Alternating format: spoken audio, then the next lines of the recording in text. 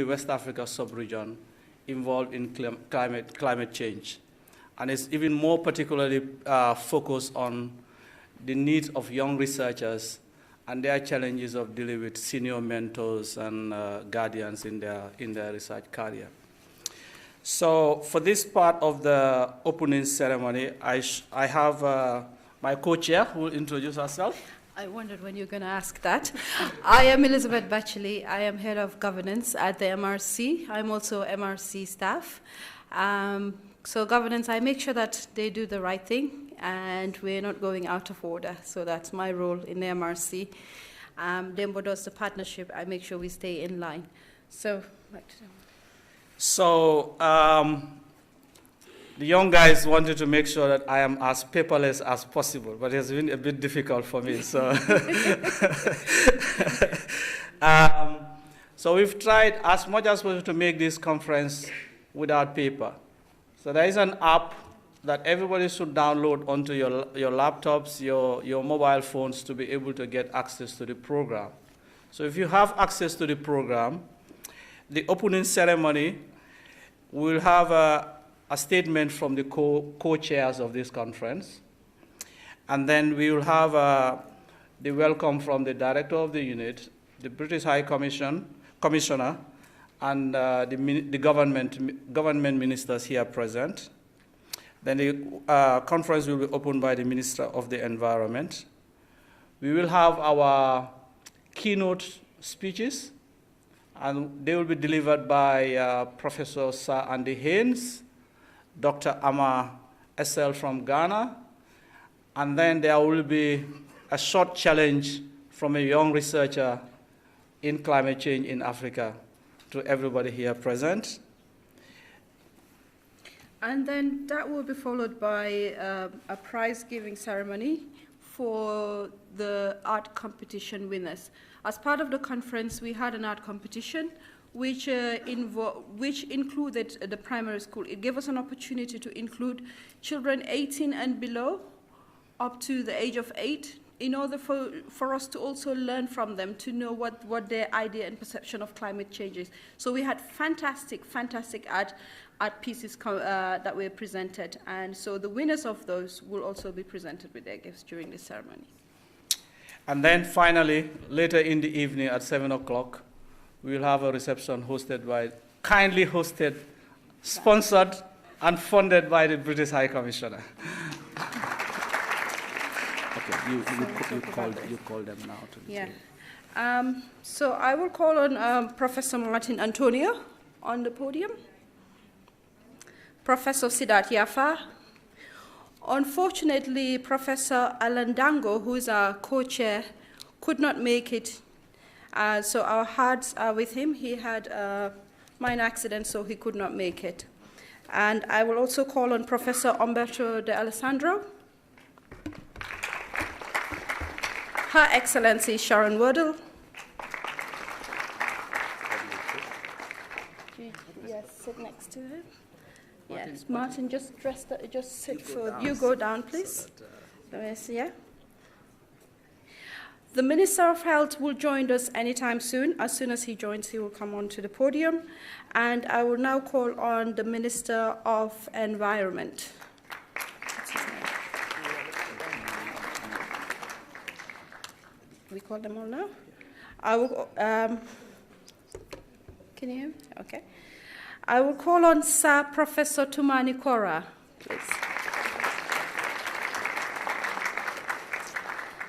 Sir Professor Andy Haynes.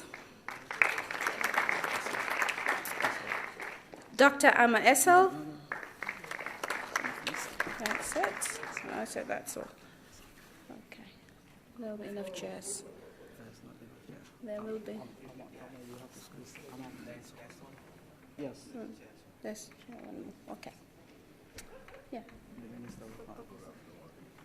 Sorry about that. You need to.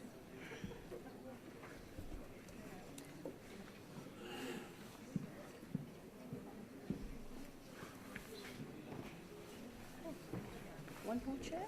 Yes, one more chair. The minister and the minister comes. Okay.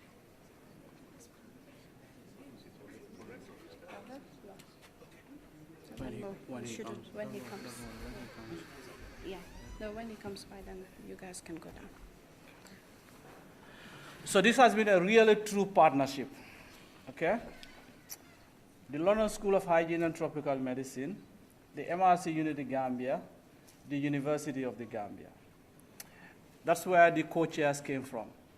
But we've also tried to engage as broadly a participation from the Gambia as much as possible. So we've had excellent participation from the Gambia government, the Ministry of Health, the Ministry of Education, the National Environment Agency, and a host of other institutions that have participated with us as part of the local organizing committee.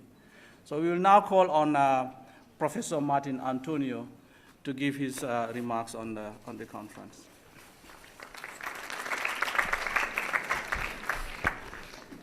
Thank you very much, Dembo. Honorable Minister of Health, Honorable Lamindiba, Honorable Minister of Health, Dr.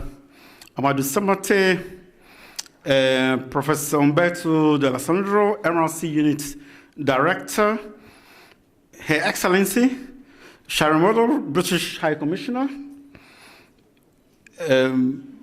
Professor Sir Tumani Kora, who introduced Professor Sir Andy Haynes, former Director of the London School of Hygiene, MIXL,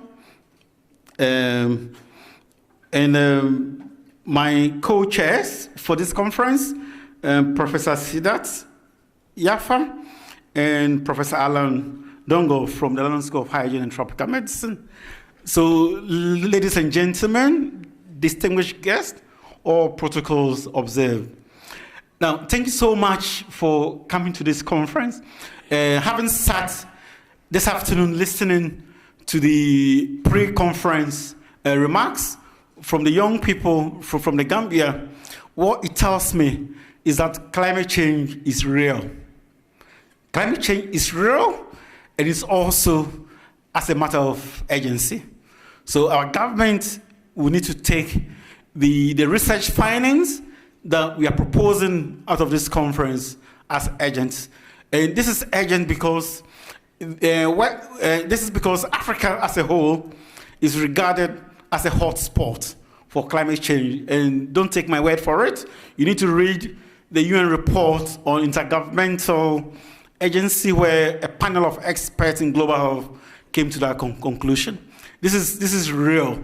And we know that, for example, in the Gambia, since 1940, there has been an increase in temperature by 0.5 degrees Celsius every decade. So this is real, and this is affecting deforestation. It's affecting seawater within our country. And this morning we heard about the issues to do with mangrove. So this is really real. So the message that I got this morning is that climate change is real, and it is a matter of urgency. So our government will really need to take this seriously. I want to end this by really acknowledging my colleagues that contributed in organizing this meeting. This meeting, when we set out, we were expecting about 150 participants, but by last week, there were in excess of 450 participants that applied. This, you can imagine, posed a lot of headache for us because the hall can take a maximum of 200. So the team had to go through a lot of effort to select those of you who are here today. And we really appreciate all of you attending, especially looking at the conference leaflet. I noted that there are 27 different nationalities represented, which covers 2/3 of the continent. So we have the Europeans are here, including the Brits. The Americans are also here, and of course, majority of the participants are from Africa.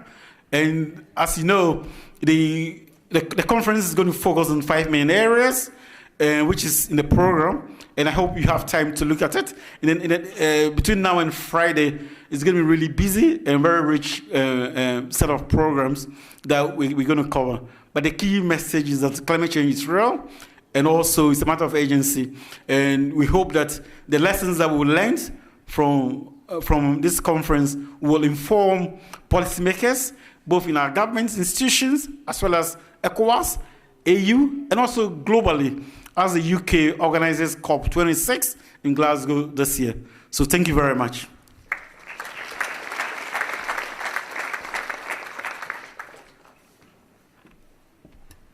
Thank you very much, Professor Antonio. I will now call on Professor Sidat Yafa to give a briefing.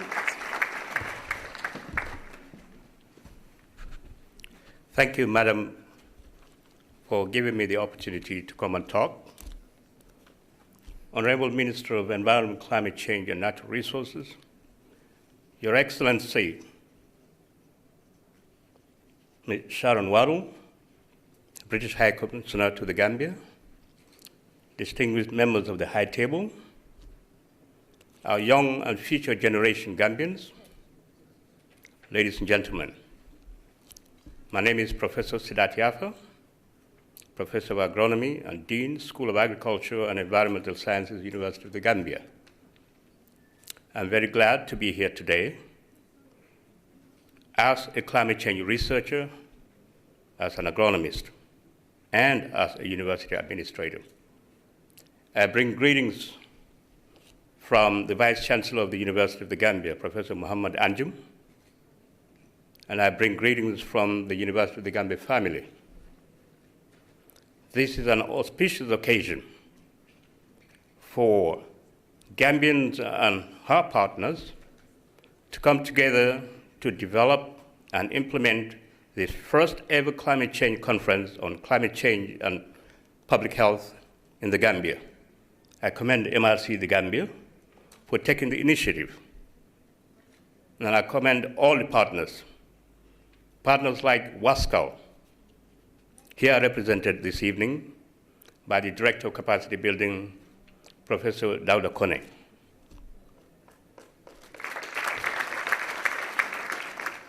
Ladies and gentlemen, climate change is real, as alluded to by my co-chair, that it is everybody's business to adapt. It is everybody's business to mitigate greenhouse gas emissions. Ladies and gentlemen, WASCAL in West Africa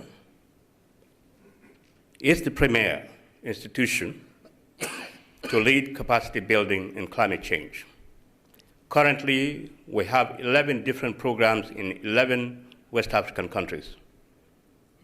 And our plan is to cover the entire West African country. Now we have 4 more countries to go. And those countries are Sierra Leone, Liberia, Guinea-Conakry, and Guinea-Bissau. Hopefully before the end of this year, 2020, we will have WASCAL established politically at those levels, in those 4 countries. Ladies and gentlemen, the Gambia government has given climate change a serious thought and strong political support, because this is manifested in the establishment of and implementation of a climate change policy in the Gambia.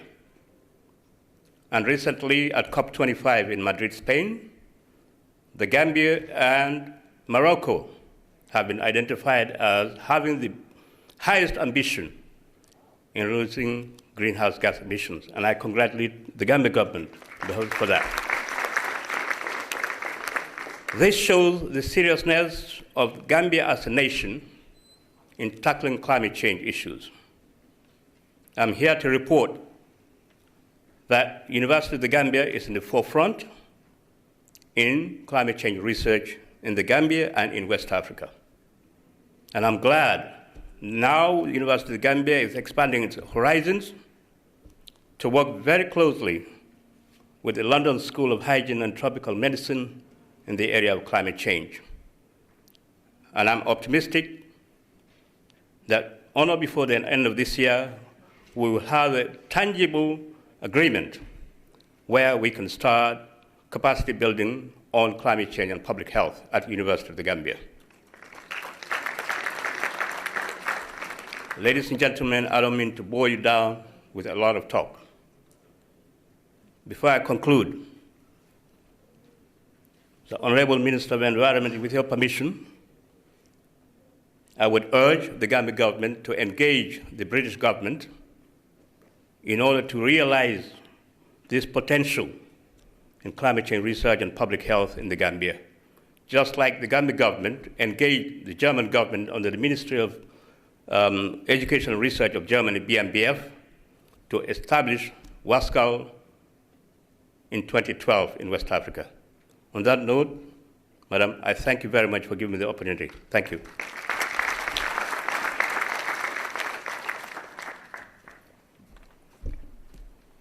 Thank you very much, Professor Yafa. As I said earlier, Professor Alan Dango could not make it. However, he sent us a video with his keynote speech, which will now be aired. We will watch now. Okay? Thank you.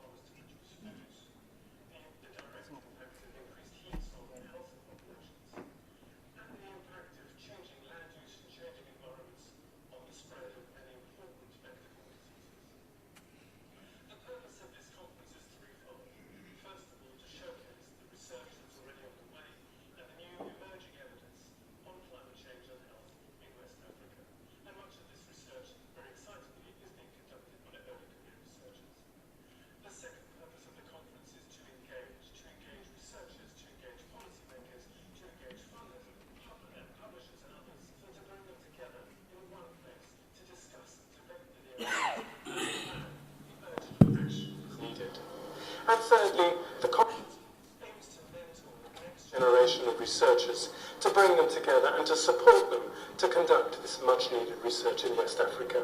So I'd like to end by saying how excited I am about the conference. I'm really pleased it's going ahead, and I'm very grateful to the many of you who've travelled long distances to come to the conference, and of course to my many Gambian colleagues who have done such a fantastic job in bringing the meeting together. Thank you very much.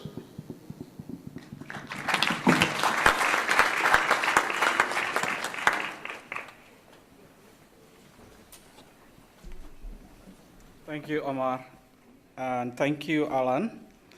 Can I call on the unit director?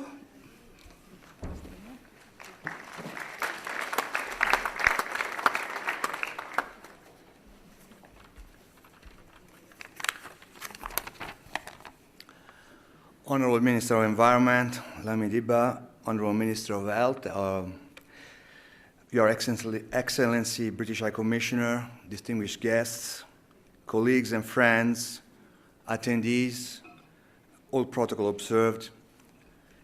It gives me a great pleasure to be here today in front of you at the opening of this conference on planetary health.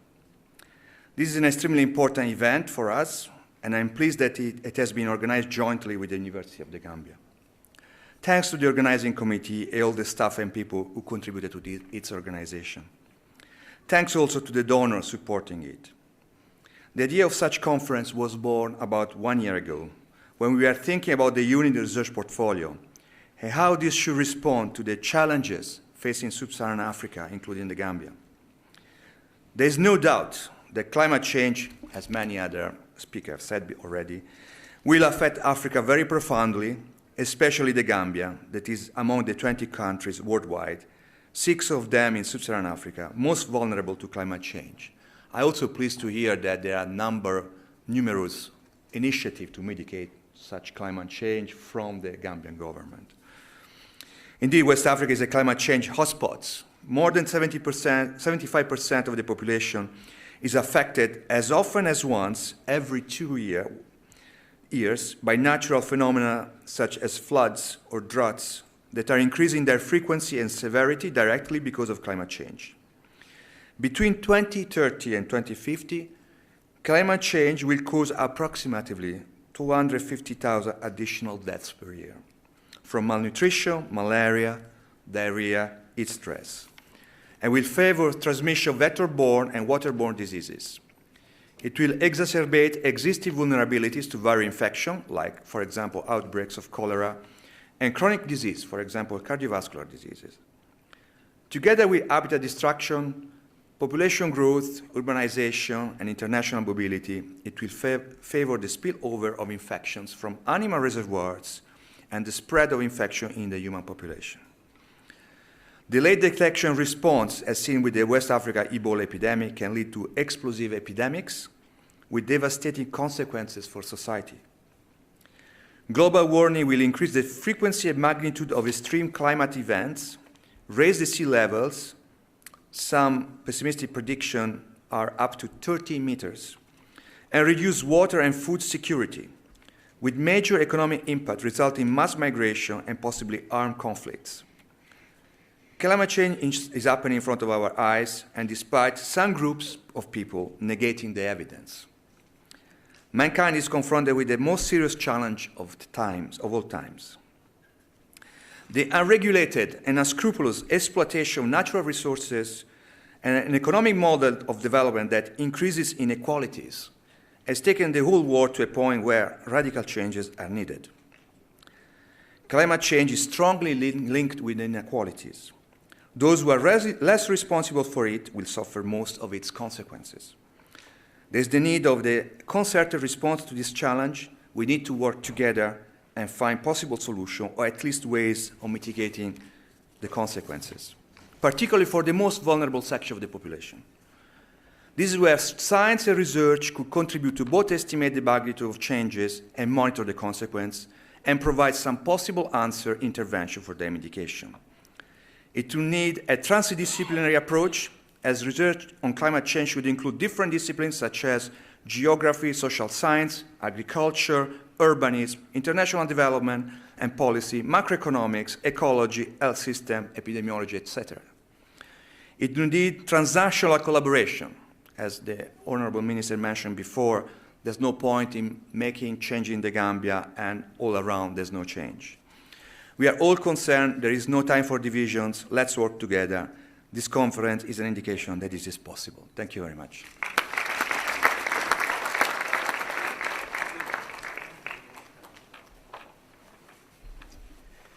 Thank you very much, Professor Umberto D'Alessandro. The video people are telling me that they want more people in those front rows. So if you could just move into those rows, please. From the back, if you could move into the empty seats in front. Yeah? Please, from the back, move into the empty seats in front. This is starting from the second row.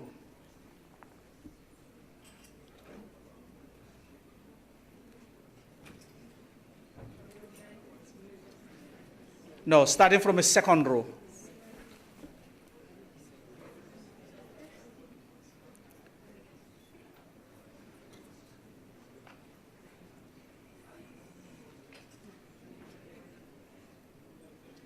Okay, thank you very much.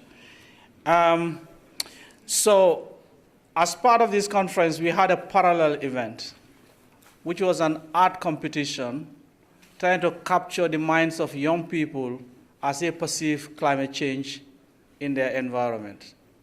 That part of the competition has been funded by the British High Commission and the UNDP.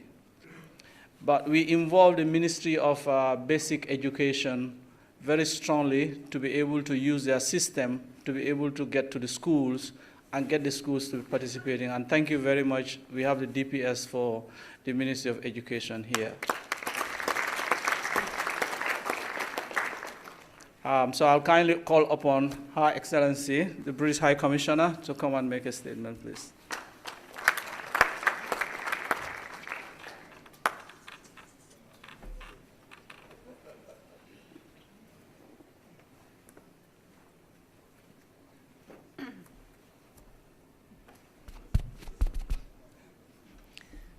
Honourable Ministers, distinguished guests, ladies and gentlemen, it gives me great pleasure to be here this afternoon, particularly when I look out at a sea of familiar faces, particularly amongst young Gambians involved in civil society groups and organisations that have been doing so much to raise the agenda of climate change here. But also how thrilling to see that this has been a magnet for 27 different nationalities. That's really, really impressive, and I think serves to reinforce the point that what we're talking about here today is a global challenge, not a parochial one. My huge gratitude to the MRC unit, the Gambia, and the London School of Hygiene and Tropical Medicine for coming up with, cultivating and realising the concept of this conference, and also to the University of the Gambia, Ministry of Environment, Ministry of Health, and others who have actively supported that journey. I'll freely admit, when I first had a meeting about the conference with the unit, one of my first questions was, does planetary health mean the health of the planet or the health of the population on the planet? Of course, I very quickly realised that, of course, those are not mutually exclusive. They are one and the same. And as Umberto just highlighted, a healthy planet gives a greater chance for a healthy population. And that's why we should remember that point. But why am I here today, and why am I particularly passionate about the subject? Well, first of all, as a global citizen, who can not but have been inspired by the ever-growing voices across the world, reminding us of the challenges that we face. And for those of us that are the wrong side of 30, or in my case, slightly more than that, I think listening to the voices of the young people and their absolute right to demand that they have an optimistic future, it's a voice that we need to and should listen to. But also professionally. As a government, the UK government has committed to zero emissions by 2050. That's a huge challenge for a country in Western Europe. But we've got to find a way to get there. We were also absolutely delighted that we were given the opportunity to host COP26. I'm extremely relieved to have Umberto here at the top table, because it is, of course, a joint hosting. Although it will take place in the UK, it is jointly hosted with the Italian government. So we have an Italian representation here, which is brilliant. So COP26, it's another one of those big conferences when people from all around the world get together and spend time networking. But we, the Italians and all the member states, UNDP, who are working closely with us on how to prepare for COP26 here in the Gambia, we really want this conference to be about action. There's been a lot of negotiation historically, but this, we are really, really keen, is all about identifying, so what actions can we practically take to realise the ambitions that have been set and negotiated in the past. I'm very encouraged by the response that we saw at COP25 from the Gambian government and their commitment to make a strong, powerful, meaningful and leadership contribution to the conference. I know that the Honourable Minister has been representing the LDCs, the least developed countries, in numerous dialogues around the world about how to respond to the climate change challenge. So I see potential, real potential for the Gambia to participate as hopefully a success story. But as we've just been reminded, whether you're from the Gambia or from the wider region, there are challenges ahead, and we're constantly being reminded of those. How do you address challenges? By understanding the challenges, by monitoring what's going on, by assessing what's going on, and by working together to come up with practical solutions to address those challenges. To do that, we need solid research. And it's very, very encouraging to see, and I hope that this spirit will continue through to the COP26 conference, that moves are afoot here and elsewhere to encourage more and more research into climate change effects and mitigations in their broadest sense. So I implore and encourage all of those of you out here that are in the research field to think hard about how you can contribute to that picture. But let's not lose sight also of the power of the citizen. You're the people that are out there living in your communities, monitoring what's going on, feeding back information. So my conclusion would be to say, it is wonderful that you actually have a minister. And sorry, I meant to say at that point, I think the UK can claim a tiny bit of credit for the minister's environmental expertise, as he is a Chevening scholar.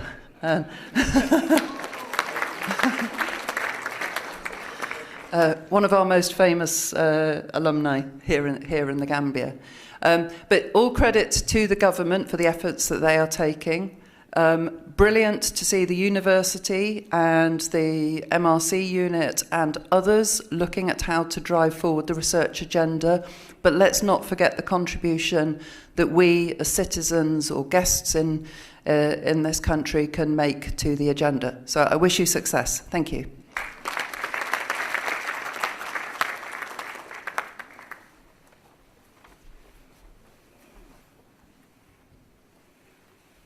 Thank you very much. We have the Minister of Health who just arrived, who should be speaking about now. He's just...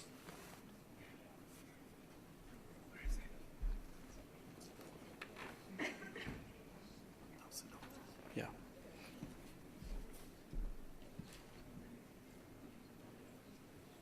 So whilst we just give a minute or two, let me do the honorable thing to acknowledge those institutions that have kindly provided funding for this conference. The Children's Investment Fund kindly provided the funding for all the young researchers to be from within West Africa and the wider Africa to be able to come to this conference. I think we should give them a round of applause. The MRC, obviously hosting is not easy. We thank the leadership of the unit for providing the funding to be able to host the conference. We had generous contributions from partners, Wascal UTG. It's not easy to raise funds locally, but the National Environment Agency has kindly contributed to the conference. And above all, I'm in discussions with the Gambia government to provide excellent funding. Thank you very much to the Gambia government. The next point, if you are, Her Excellency mentioned, if you are on the other side of your 30s, I'm also on the other side. If you are a young person from Kiankemoto, at that time you will be in the forest, you will be following squirrels, and you will have a lot of honey at this time of the year. And if you are even older, you will have logs heating your house at this time of the year. Now it's not really like that. And I'm sure if you're from Badibu Sali, Kenya, where the Minister of the Environment comes from, it's even more challenging for them because they don't have any forest left in there. And he will tell us why it is like that.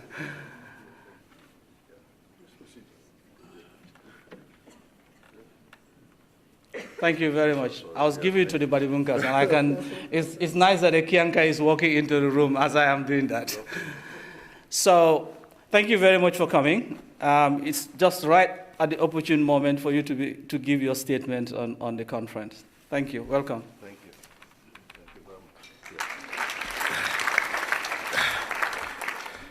you. Thank you very much. At least he could have given me 5 minutes to settle down. So if my voice shakes, forgive me for that. I was virtually running, yeah.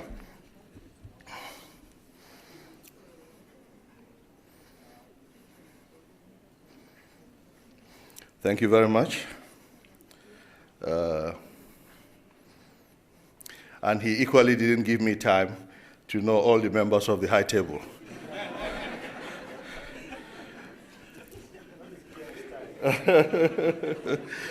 Yeah. But Mr. Chairman, Honorable Minister for the Environment, Excellency, the British High Commissioner, distinguished Professor Cora, Dr. Yafa, Professor Umberto, distinguished senior colleagues who are also present. Forgive me for not having learned your names in good time, but of course you are all appreciated and acknowledged.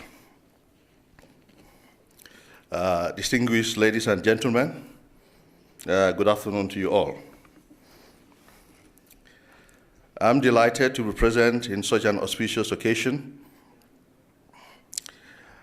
The relationship between climate change and human health has been an ancient struggle, best captured in the words of Hippocrates,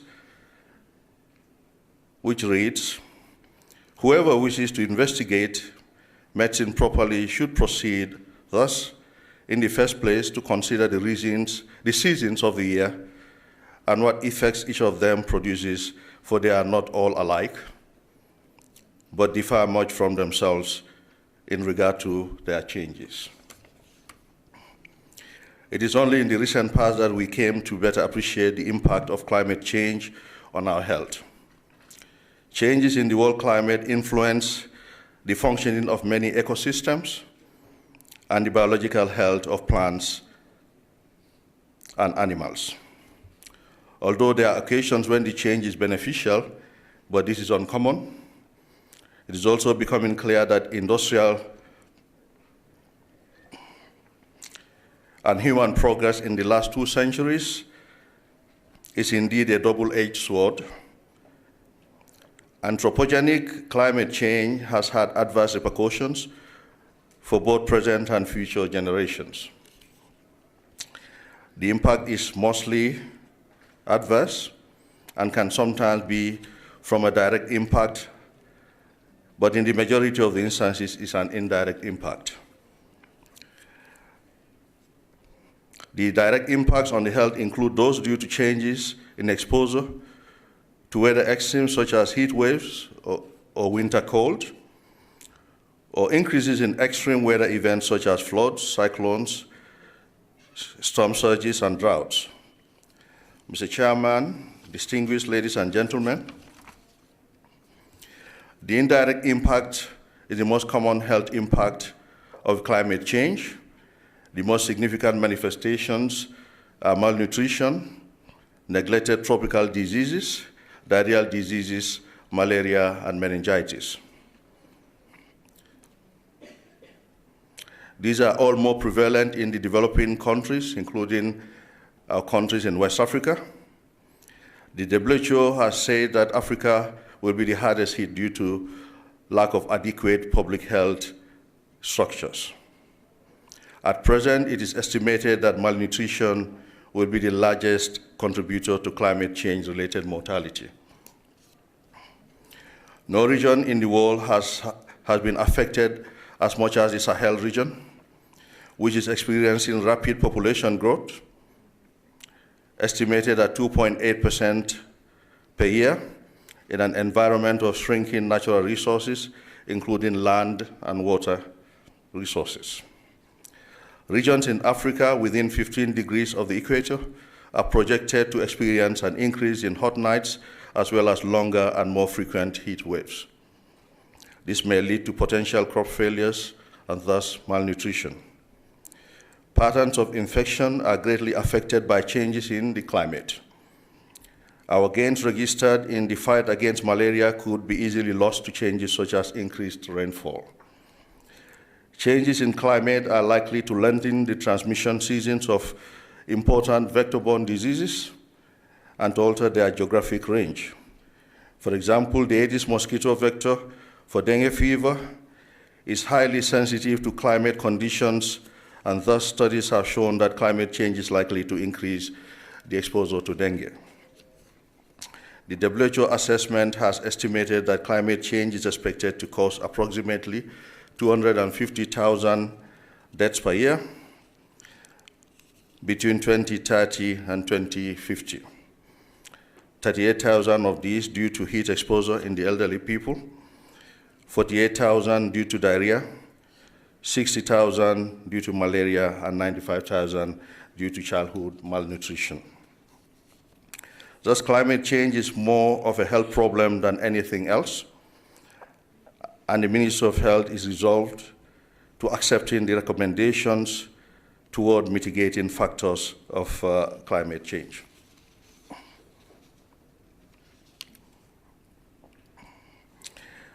The Ministry is already working on the following: provision of more resources for our public health infrastructure through the implementation of our PHC roadmap. This will make the country more climate resilient. We're certainly also working on postgraduate training to increase the number of required health professionals to deliver the optimal care to our citizenry. Certainly, we intend to strengthen the healthcare service delivery system in preparedness for the consequences of climate change. There is need for improved regional modeling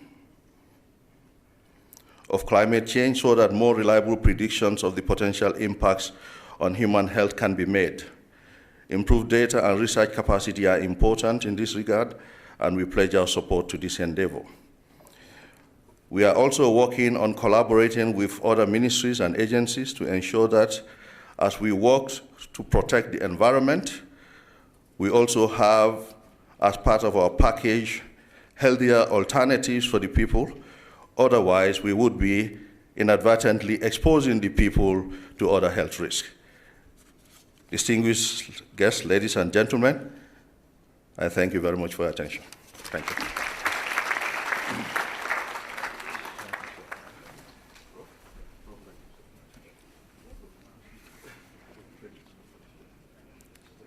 Thank you very much, my Kianka brother. I'm sorry to put you to give you so much trouble, though.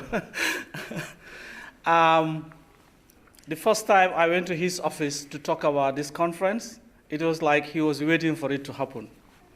The Minister of Environment has kindly agreed to give the opening remarks at this, to give the final opening remarks at this conference, and I can't be more privileged to welcome my Badibunka brother, Honorable Lamin Diba.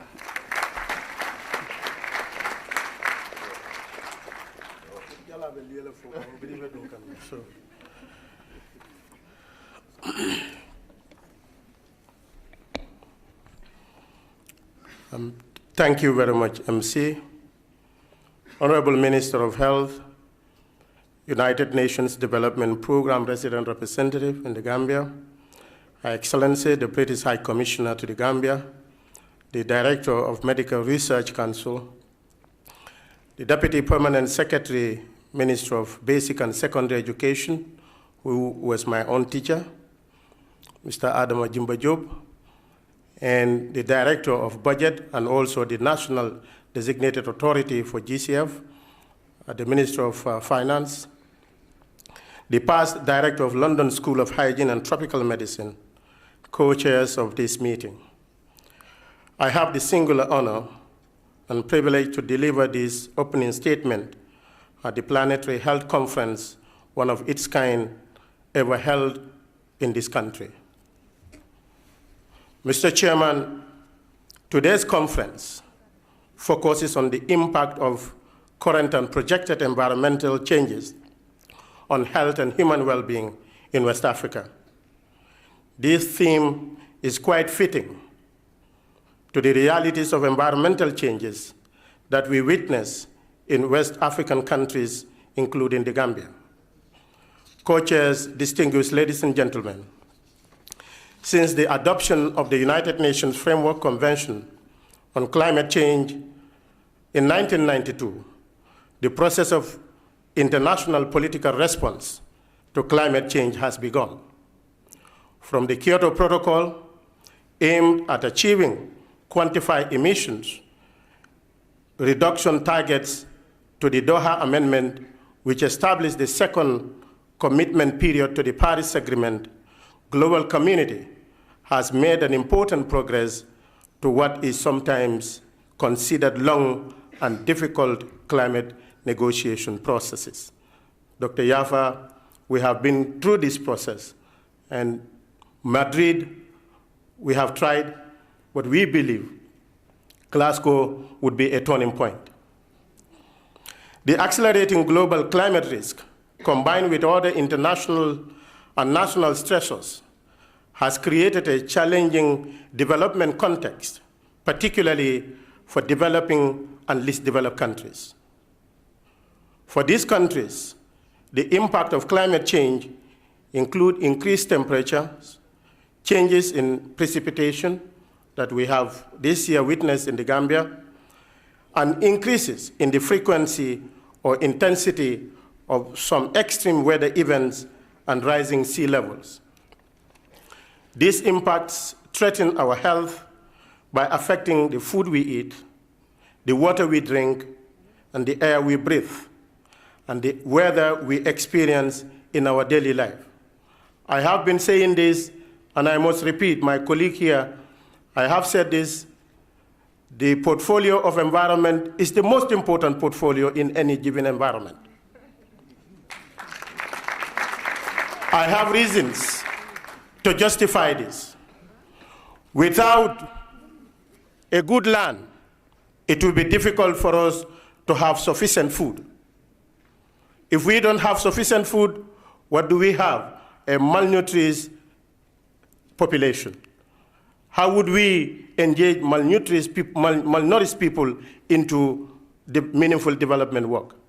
The air we breathe, if it is not healthy, what do we have? Respiratory diseases. The water we drink, if it is not healthy, what do we have? A sick population. What can a sick population do to drive economic development or social development in a country? It cannot. So therefore, even with business, without a good production system, you cannot have a consumption system. So therefore, it is important and it's the business of everyone, be it private, be it public, the civil society, and the general citizen.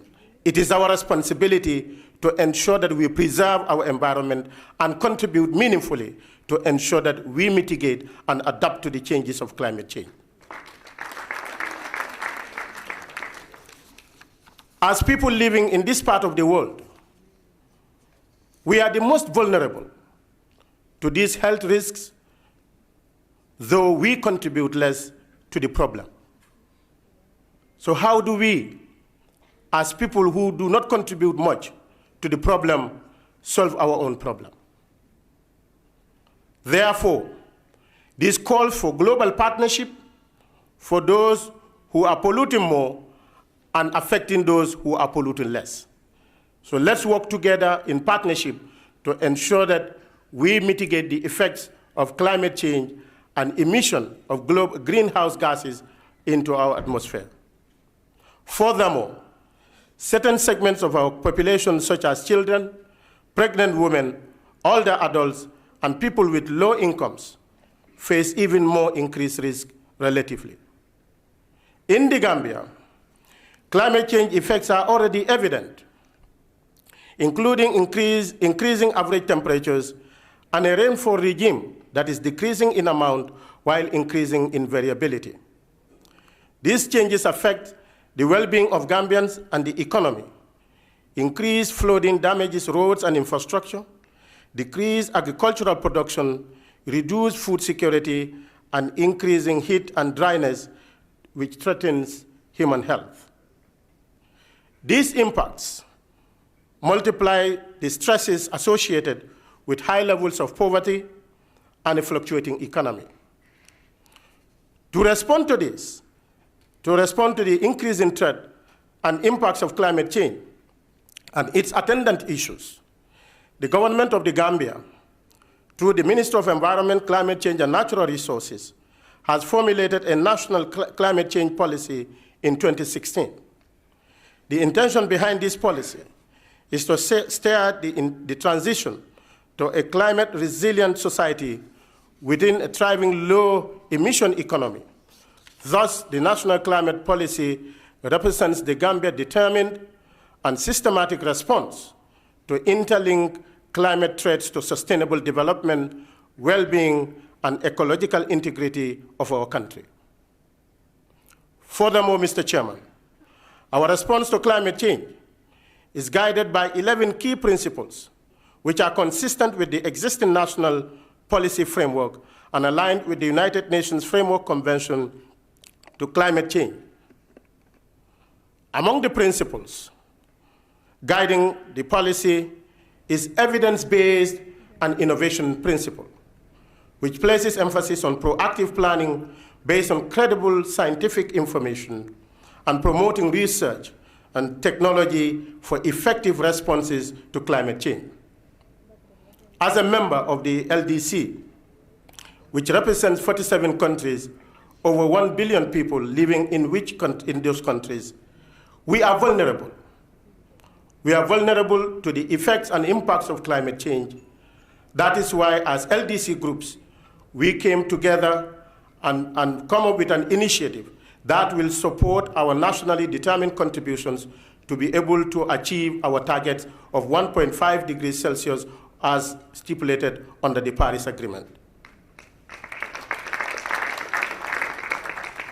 Therefore, Mr. Chairman, we are of the conviction that solutions to our environmental, health, and agricultural challenges largely depend on the use of research, innovation, and science and technology.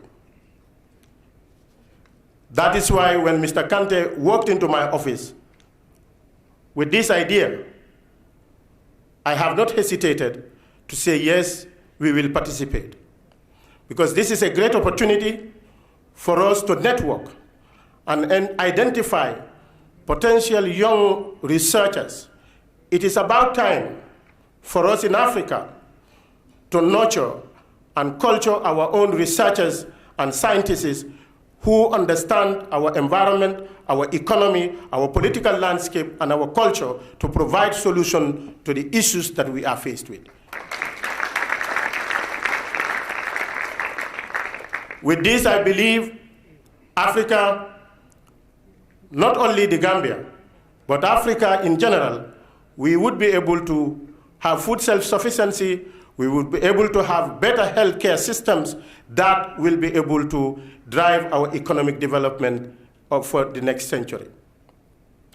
Co-chairs, distinguished ladies and gentlemen, our national appropriate mitigation action and our intended nationally determined contribution provide the key policy direction for reducing greenhouse gas emission in the Gambia and are considered to form part of this overarching policy. According to our intended nationally determined contribution, excluding emissions from land use change and forestry, emissions will be reduced by 44.4% in 2025 and by 45.4% in 2030. To achieve this target, we need scientific research to inform us the current state of emission. Through scientific research, Gambia will ably take on board such findings in revising our nationally determined contribution and in the development of our long-term strategy on climate change. And for your information, we have already put requests to the United Nations Development Programme to help us to review our intended nationally determined contribution so that all the parameters, all the all the major contributors to climate change, we will review them and what mitigation and adaptation actions we will take to put in our NDC so that it becomes a stronger NDC. I would just want to buttress the point raised by Professor Yafa that at the COP in Madrid, Gambia and Morocco are the only two countries out of 197 parties that have strong NDC target that will be able to reach 1.5 degrees Celsius as under the Paris Agreement. So this is a great achievement that the Gambia, and this of course has to do with our approach to the energy policy that we pursue, because already we are working on various forms of energy, and we have an energy roadmap that provides an energy mix where by 2030 we want to have Gambia 50% of the energy consumed in this country to come from renewables, and we are on that trajectory and we are on that path. Through scientific research, currently the Minister of Environment is working with other national stakeholders to review the draft report of vulnerability studies carried out by international consultancy firm covering 1, vulnerability assessment of the agriculture and health sectors to climate change and variability in the rural and urban areas in the Gambia. 2, assessment of climate resilient livelihood options across all regions of the Gambia, and study the feasibility of implementing a weather index insurance system in the Gambia. We are already part of the African Union ARC, the Africa Risk Capacity, but we want to do more so that our farmers, our fishermen can have timely information that would be able to inform them and also be part of an insurance scheme where the vagaries of nature do not allow them to have what they used to have. They should have something that they will bank on to support their livelihood support system. Study the assessment of the vulnerability of coastal infrastructure to climate change and to identify adaptation options for developing a climate-proof coastal infrastructure. And these studies were commissioned under the Strategic Program on Climate Resilience Project, SPCR, implemented through the African Development Bank and funded by the World Bank to provide additional scientific information necessary for implementation of the SPCR. Co-chairs, distinguished ladies and gentlemen, I would want to conclude that as I look forward to showcasing of existing and new planetary health research in West Africa, I am convinced that the conference will address the much needed understanding of the need for research to inform policy. The Gambia and West Africa in general will henceforth consolidate efforts in resilience building by incorporating science to guide decision and policy. With this remark, on behalf of the government and the people of the Republic of the Gambia, I wish to welcome you all to this smiling coast of Africa, and I have the singular honor and privilege to declare this conference open. Thank you very much for your kind attention.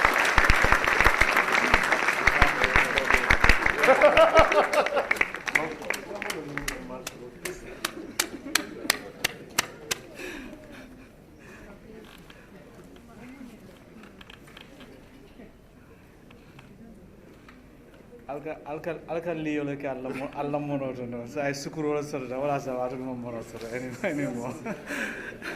All right, so I thank him, and I think that was an excellent speech, and we should give him another round of applause. But I've had a challenge from the young people and the young researchers in the room, and they've asked me to challenge him. And it's not every day that you have 2 ministers and the budget director of the government in one place. And the challenge of the young people is this: science is very much driven by what? Excellence.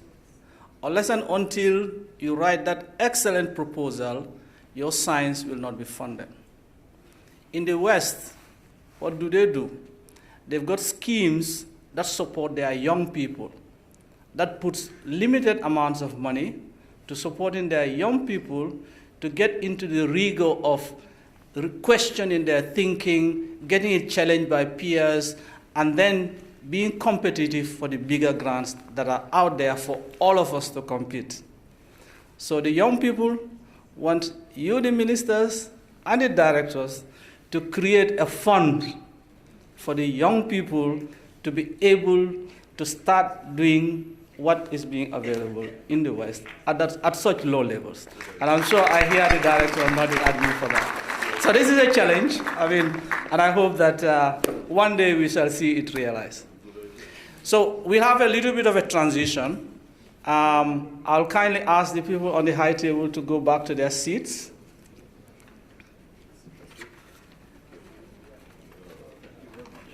You will sit in front. Yeah. I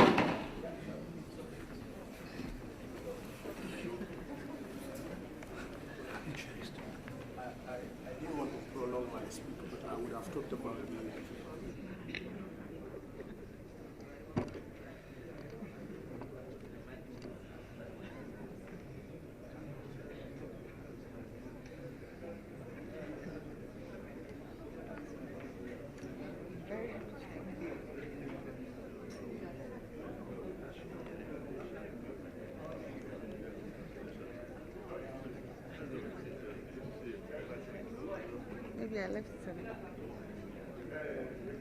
All right, so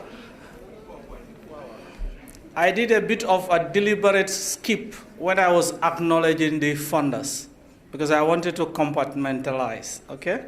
So we've had money from people to organize the conference, and we've had money for the art competition.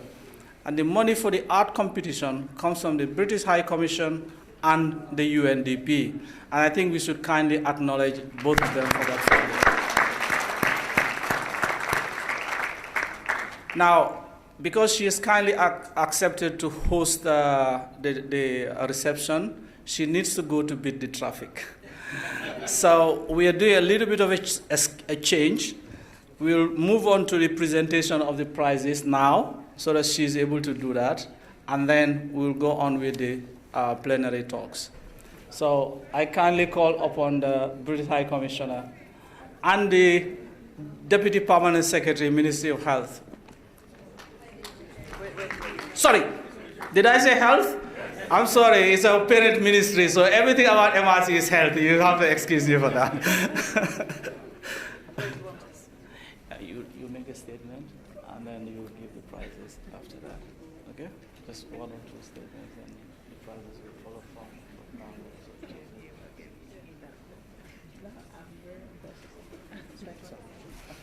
All right, so you go ahead, give a statement.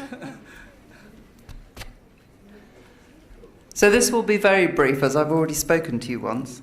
But first of all, we were absolutely delighted at the High Commission and with support from the UNDP to be able to support the art competition that's run alongside the Planetary Health Conference.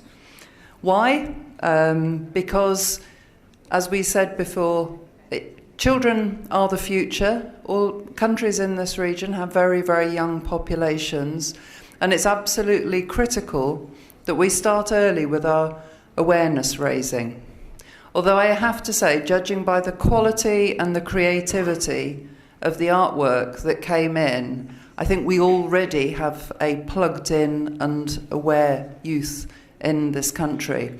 So not everybody could win prizes. There were many, many, many entries, and we were hugely impressed. I had an illustrious panel, including artists such as Njogu, helping me to judge the competition. And it was really, really tough. But in the end, what we went for are pictures, images, art, that actually spoke to us, that it actually said something to each of the panel members. And I think the pictures were outside, weren't they? So hopefully you saw all the artwork on the way in today. And huge congratulations to all of the people that participated from schools across the country. I hope that it prompted a good, lively discussion in the schools, and that is a conversation that will continue. But of course, there have to be winners. So I don't know whether my helpful compere is going to give me the order in which we're going to present the prizes. Yes. Good.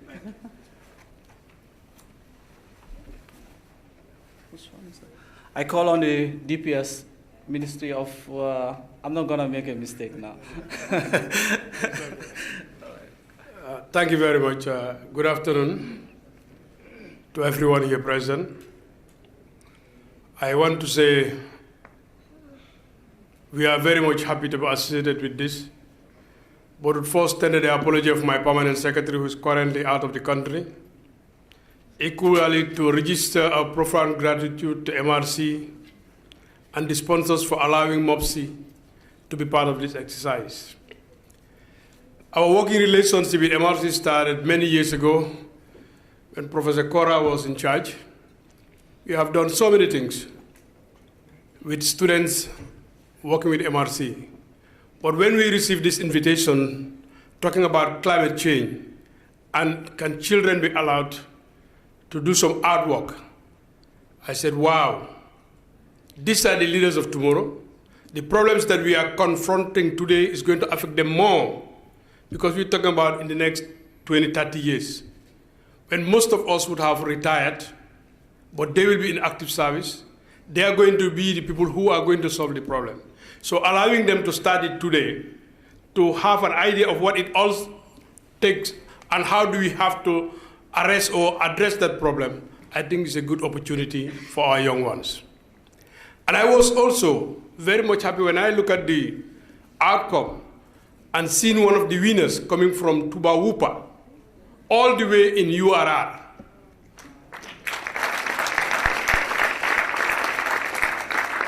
It makes it clear that it doesn't matter where you are. The problem we are facing in Banjul will eventually get to Tuba Wupa. Or whatever is in Tuba Wupa will eventually come back to Banjul. So we all have to come together to solve this problem that we are facing, and that is climate change.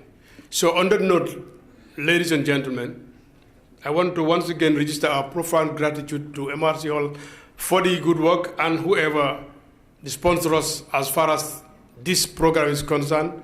British High Commissioner, Your Excellency, we are very much grateful. And on behalf of the entire education family, I say thank you very much and good luck to our winners. Thank you very much. So we will be giving prizes. So I think there are two categories, those from 6 to 12 or 13, and from 13 to 18. So I'll call on the High Commissioner to do the young ones, and then the DPS will do the senior ones. If you go down, because I think they said the space is tight and everything else. So Abdullah, you assist.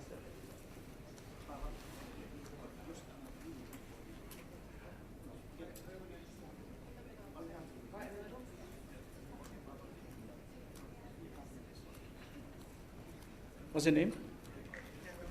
Keba? Keba Bojang.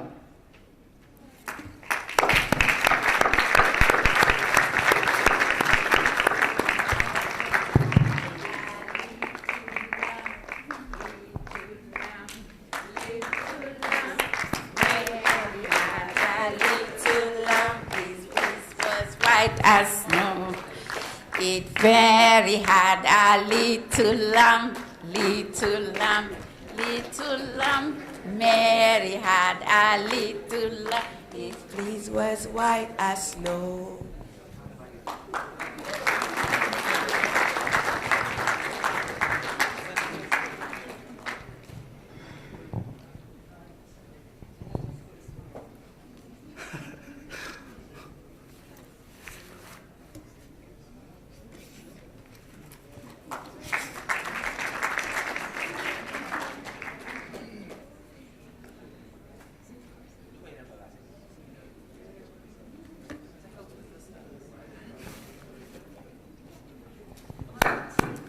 Next.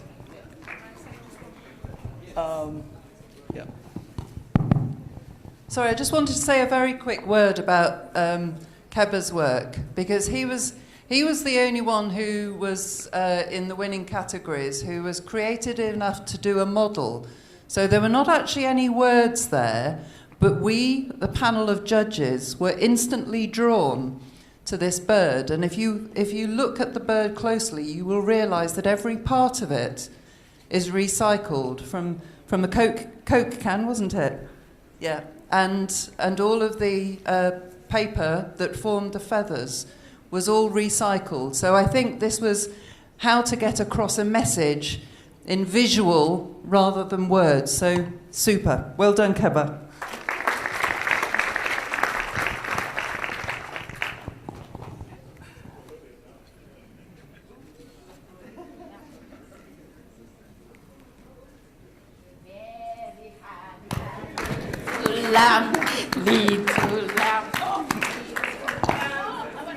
The next prize is Karamba Jata, is it a boy? Karamba from Tuba Wopa.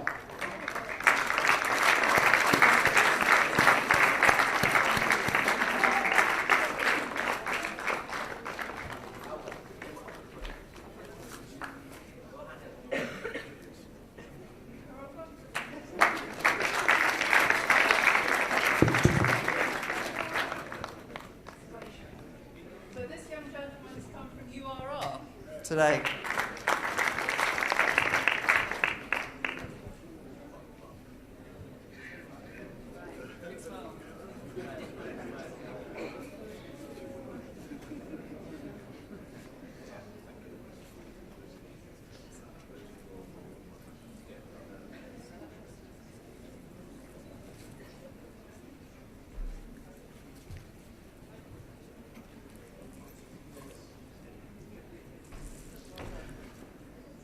Thank you. And the third prize is Julius Asare Sintim.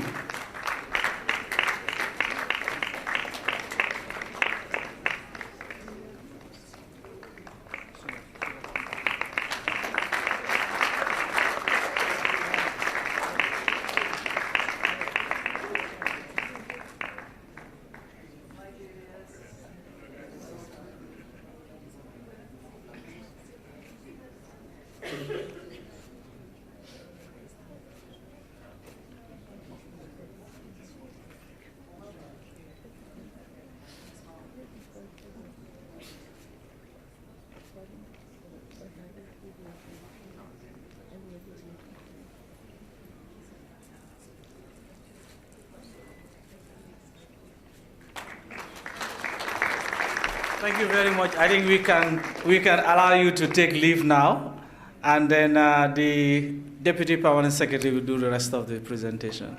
Thank you very much.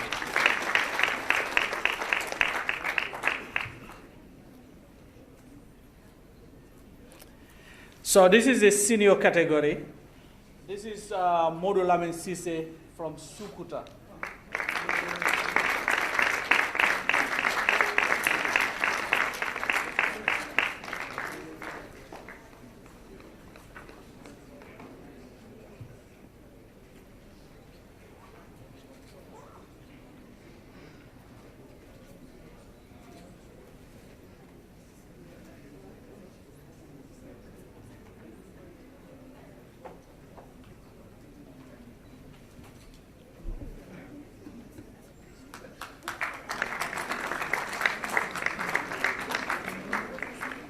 Aminata Mimi Jallo.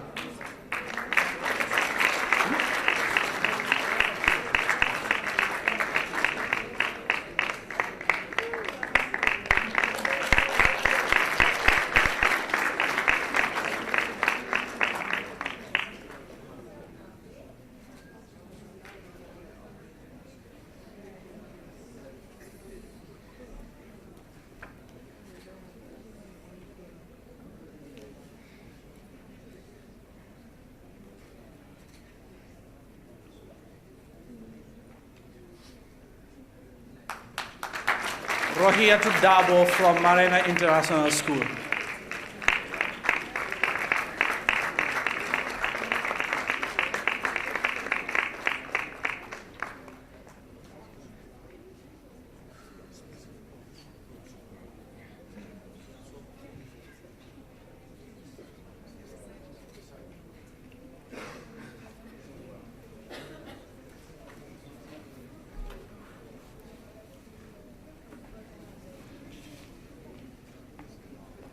Sometimes you call a competition and some entrance will give you a really big challenge. So this particular person has been creative to use recycled material all through, and it gave the judges a little bit of a challenge that they decided to award a special prize. And it's Momodu Basiru Fofana from Yarasora.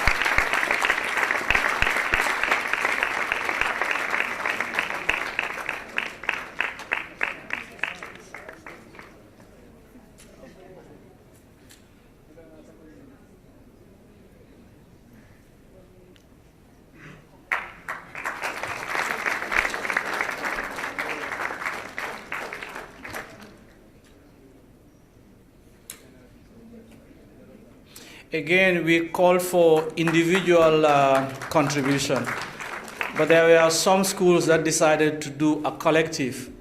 And one that again really stood out that the judges could not ignore it, and they decided to give a special prize to St. John's School for the Deaf.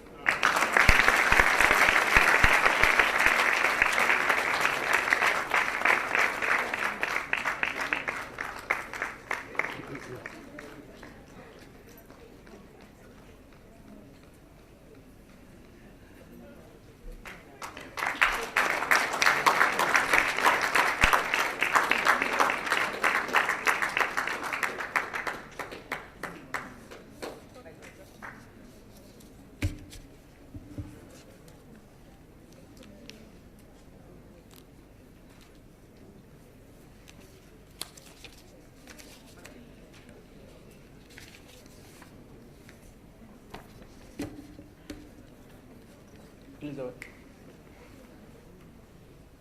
No, down.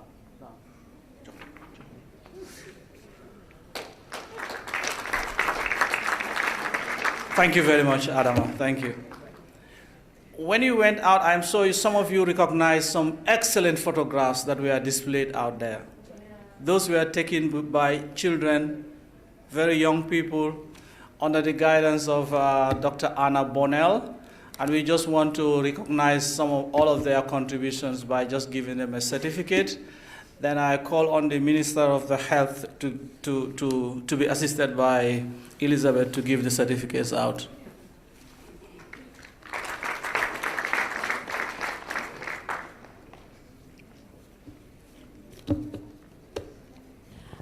So I will now call on our sir.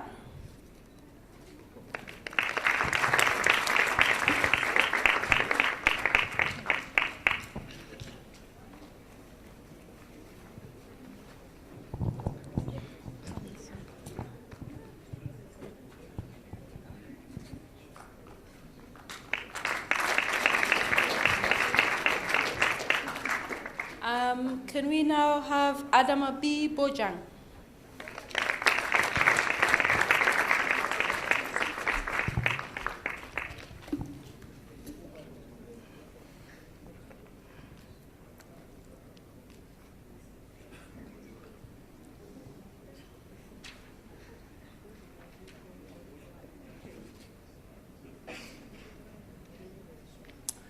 Mariama Meya.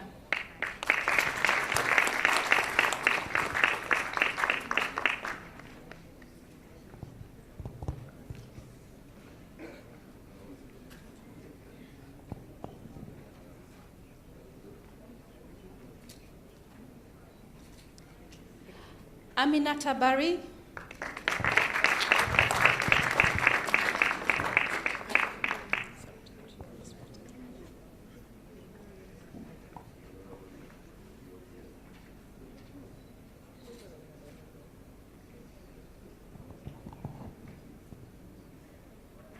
Aisha Joba.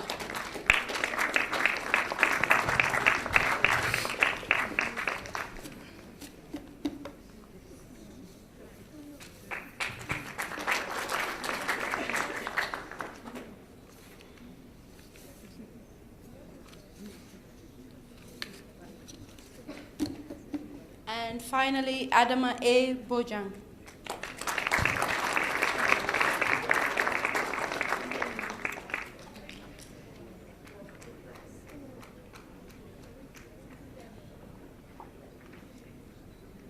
Thank you very much.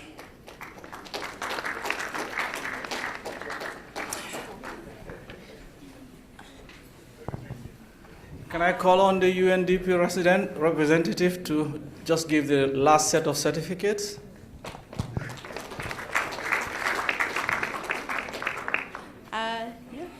I will call on Fatou Jeng.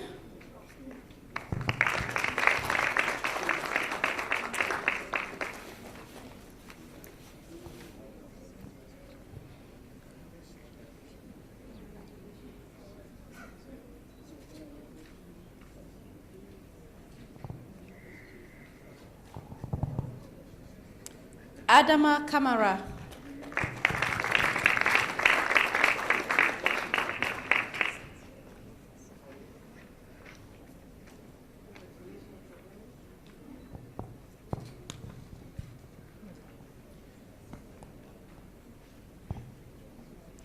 Khadijatu Sambu.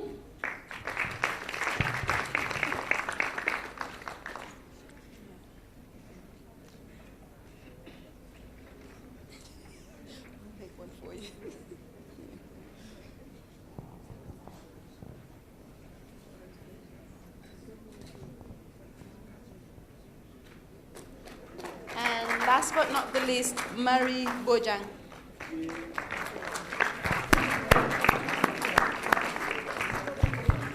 Yes.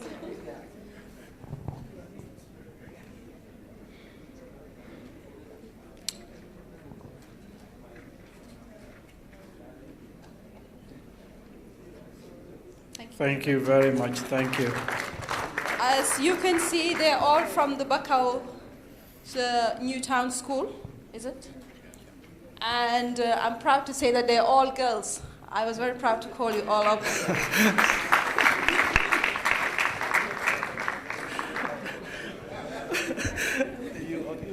Okay, so it's yours. Yes, thank you. So thank you very much.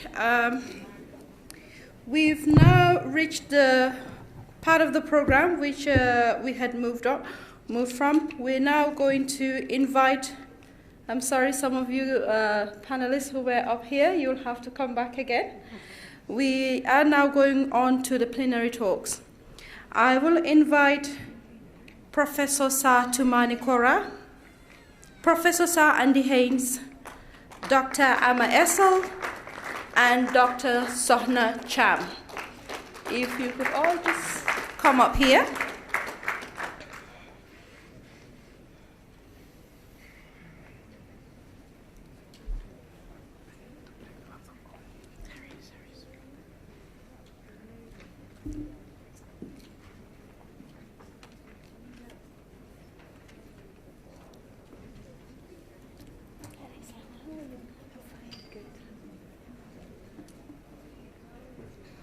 Thank you. You can just take a seat.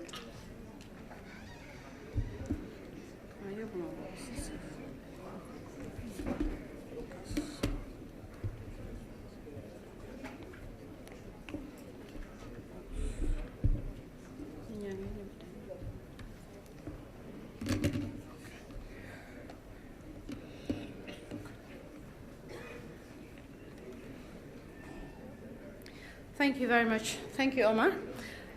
So now I will call on Professor Tumani Kora.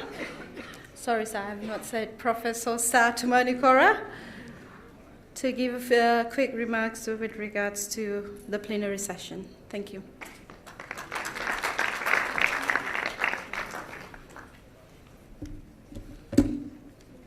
Thank you very much.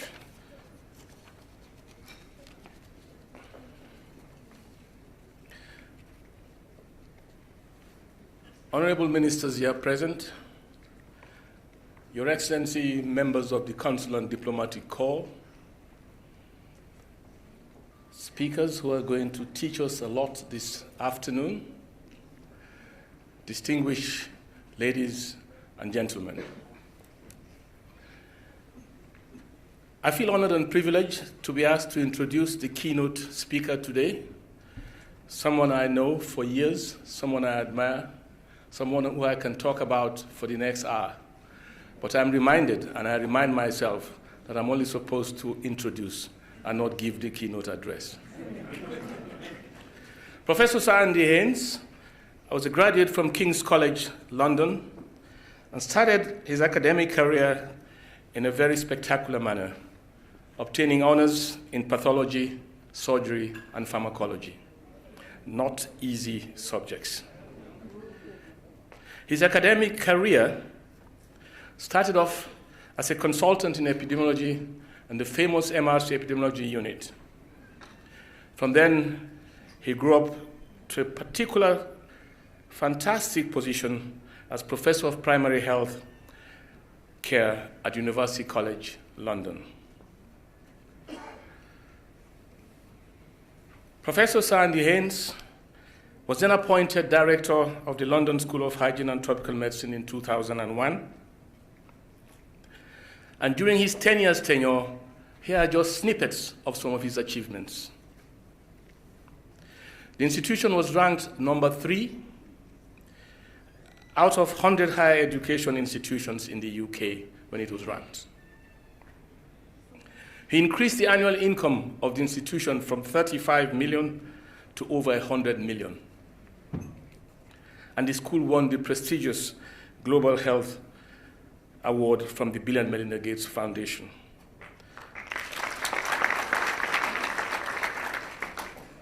He's been a member of a number of major international and national committees, including the MRC Global Health Group, when he was indeed my boss. He's a member of the UN Intergovernmental Panel on Climate Change, and to list but a few relevant research areas of interest, which focus more on epidemiology and health services, particularly relevant to primary care, and one of the very early people to study environmental influences on health. Professor Andy Haynes, fondly known as Andy to his friends and colleagues, also chaired an international task force on climate change mitigation and public health. He also chaired the Lancet Commission on Planetary Health, set up to assess the potential implications for health of multiple interacting environmental changes affecting the Earth's essential life support. Who better to deliver this keynote address? Ladies and gentlemen, Professor Sir Andy Haynes.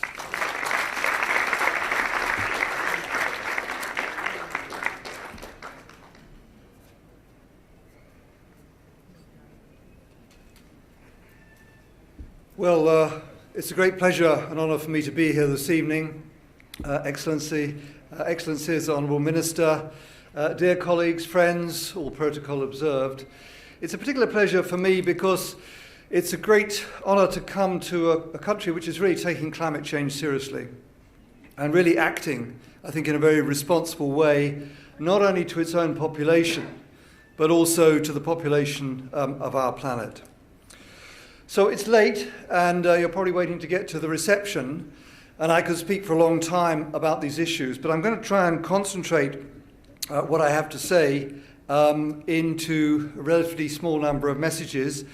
You may not be able to see all my slides, so what I've decided to do is to give them to the organisers to put on the website so that people can look in more detail at some of the data that I'm going to present. Hang on, I've got something interfering. That's it. So what I'm going to do is to start off by talking very briefly about some of the global threats and challenges that confront us. And when I was preparing for this talk, I couldn't really have imagined that some of the dramatic changes that have occurred, even in recent weeks, would actually occur. One of the most dramatic of all, I suppose, has been the fires in Australia. I mean, Australia is a rich country, and yet it's reeling under the impact of these fires. It cannot cope. How much of that is due to climate change? Well, we don't know exactly yet, but we do know that these fires are unprecedented, and therefore there must be a climate change signal in there. And it's overwhelming the reactive, the forces or the emergency preparedness system in a country like Australia. So that's a salutary lesson. So this slide, I think, I don't want you to read the detail, but I just want you to pick up some of the images of it, because It's a slide that we used in the Lancet Rockefeller Commission report that I chaired a few years ago. And if you're interested in knowing more, you can download that from the Lancet website free of charge. It's called the Great Acceleration. It's called the Great Acceleration because around the middle of the last century, there was a dramatic, obvious transformation. So we saw tremendous changes in socio-economic trends, increasing global domestic product. The world's population began to take off, and it's now about 7.5 billion people, of course. We saw a dramatic increase in the use of energy on a global scale and the use of fresh water. Number of dams created was greatly increased. And we saw an increased level of transportation, international transportation and national.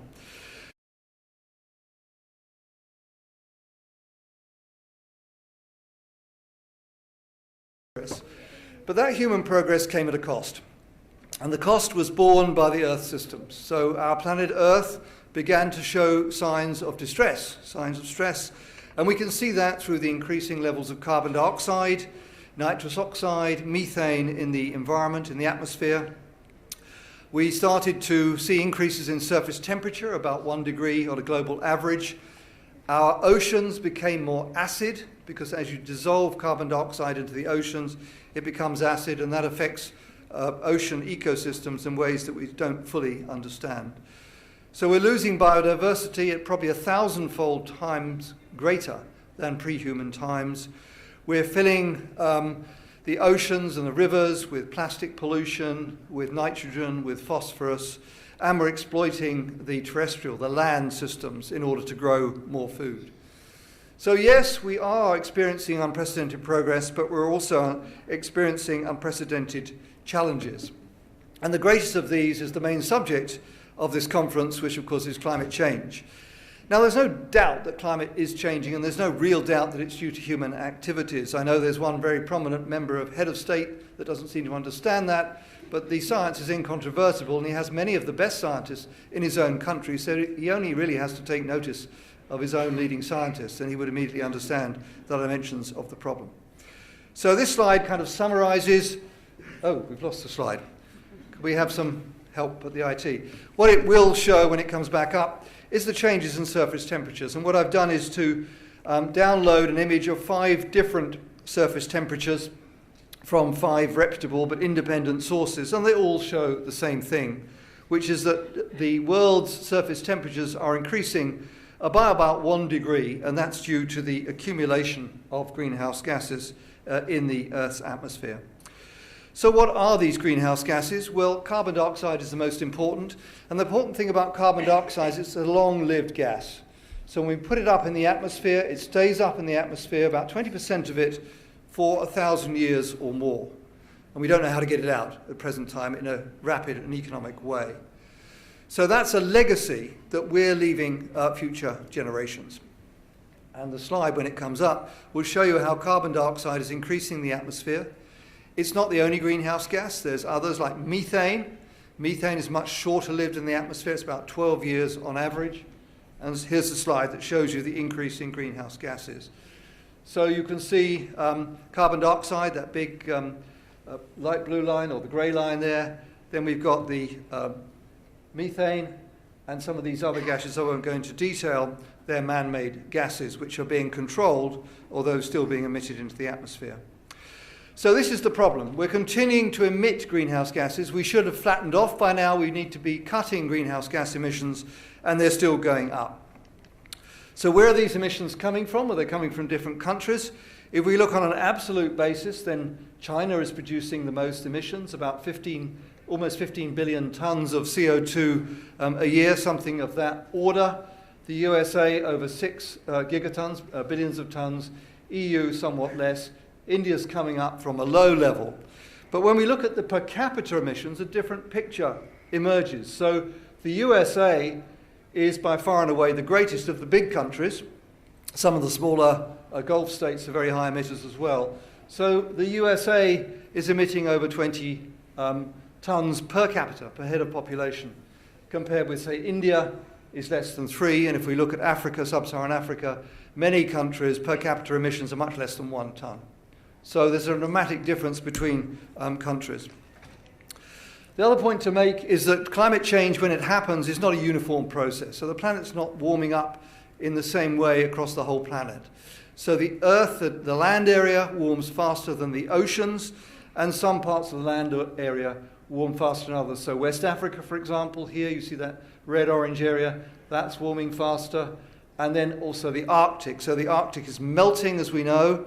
And the important thing about the Arctic melting is when that melts, the sunlight that's reflected off the snow and ice, less of it is reflected, more is absorbed by the planet, so that increases heating. And when you melt the tundra, you release methane from the tundra, from that frozen earth. And of course, methane is a greenhouse gas, so that accelerates the warming. We also know that as you heat the planet, the risks increase. So you can see that on the right side of this slide. You may not be able to read all the detail, but what it's telling us is that as you heat the planet, the risk of extreme weather events, of flooding, of decreases in crop yields, of coral reef die-off, and a whole race of other things actually increase. And furthermore, there may be what's called tipping points. So a tipping point is when something non-linear happens. So it doesn't just increase gradually. You get a sudden crash, like the Arctic melting, for example, or the glaciers melting. And that can happen quite quickly, and it can be irreversible. And the more we heat the planet, the worse that becomes. So where are we now? So we need to keep the temperature rise below 2 degrees. That's what most climatologists tell us, because that reduces the risks of some of these catastrophic tipping points happening. And if we just carry on emitting greenhouse gases, then we're going to get to 4 degrees by the end of the century with considerable uncertainty. So it could be up to 6 degrees, global average. So where are we now? Well, we're somewhere between the two. So if every government implements the commitments of the Paris Agreement, then we're about 3.2 degrees by the end of the century. That's far too high. That's very risky. And so we need to really build on the ambitions in order to get back to 2 degrees, and hopefully, as we've heard earlier from the Minister, down to 1.5 degrees, although that will be extremely difficult. So in brief, what are the effects on health? We've already heard quite a lot of them, so I won't go into detail. The effects of heat stress, extreme weather events, effects on air quality. So when you burn wood, when you burn forests, like what's happening in Australia at the moment, you get massive air pollution, and that, of course, kills a lot of people, fine particulate air pollution. Effects on water quality and quantity, food supply and quality of nutrition, and also these vector-borne diseases, so shifts in dengue and malaria and so on. And then finally, this category that's the most difficult to quantify, but maybe the most important one, and that's when it affects the kind of socio-economic factors, so it drives more people back into poverty. The World Bank tells us it could be 100 million people, more people back into poverty within 10 years or so, unless we do something quite quickly. Maybe increase the risk of conflict and, of course, migration. But it's important to say that climate change is also a matter of justice. And there's a severe issue of injustice because the climate impacts are unfairly distributed. And this is a map which shows you the cumulative emissions of greenhouse gases at the top. You can see the collective responsibility of the US, of Europe, and so on. Very little in Africa and Latin America. And then the impacts on death rates. And you can see that the death rates are much higher. So there's an inverse relationship, as we've already seen, we've heard from the Minister and others, between those who emit the emissions and those who suffer the greatest vulnerability. So a few headline facts and figures. The impacts, this is some work we did recently looking at the effects of climate change on labour productivity. So one of the things that happens as you heat up the environment is it becomes progressively more difficult to work. And any of you who tried working outdoors in hot weather know that it's very difficult to continue working at any intensity under extreme heat and humidity. And what we found was that as the temperature increases, as you get to 2 degrees or 2.5 degrees, about 1 billion people around the world, many of them here in sub-Saharan Africa, become exposed to such high temperatures in the summer months that it's very difficult and actually dangerous to do any kind of physical activity, more than very minimal physical activity. So that's a real challenge, and we and others are doing work in that, including some work here in the Gambia looking at female subsistence farmers. We also know that climate change will have big effects on nutrition. The slide on the right there shows you where crop yields are going to decrease. And it's not just cereal crops, it's also fruit and vegetables. And we know that fruit and vegetables are very important for public health because very few of us actually consume enough fruit and vegetables. We know that fruit and vegetables, consuming at least 400 grams a day, is an important protector for non-communicable diseases, heart disease, stroke, and some types of cancer. And there's a big deficit on a global level of eating fruit and vegetables, nuts and seeds. And that will be compounded by climate change. And we know that after many years of decline, the number of undernourished people is already starting to increase in recent years, as shown in this slide. We don't exactly know what the contribution of climate change is, but undoubtedly there's a climate change signal in there. We also know, as we heard in earlier presentations, that fisheries are declining, they're being overfished, but also climate change is forcing the migration of many fish away from the equator to the northern latitudes. So we're seeing a depletion of some fisheries due to environmental changes as well as overfishing. And we know that many coastal populations here in West Africa depend on fish for a good part of their protein and their micronutrients, and that is under threat. I've already mentioned vector-borne disease, so I won't say much except to say that dengue is the most common vector-borne disease on a global scale, about 390 million cases a year, something of that order. And with climate change, about 50 to 60% of the world's population are likely to be exposed to risk of dengue by the latter part of the century, something of that order.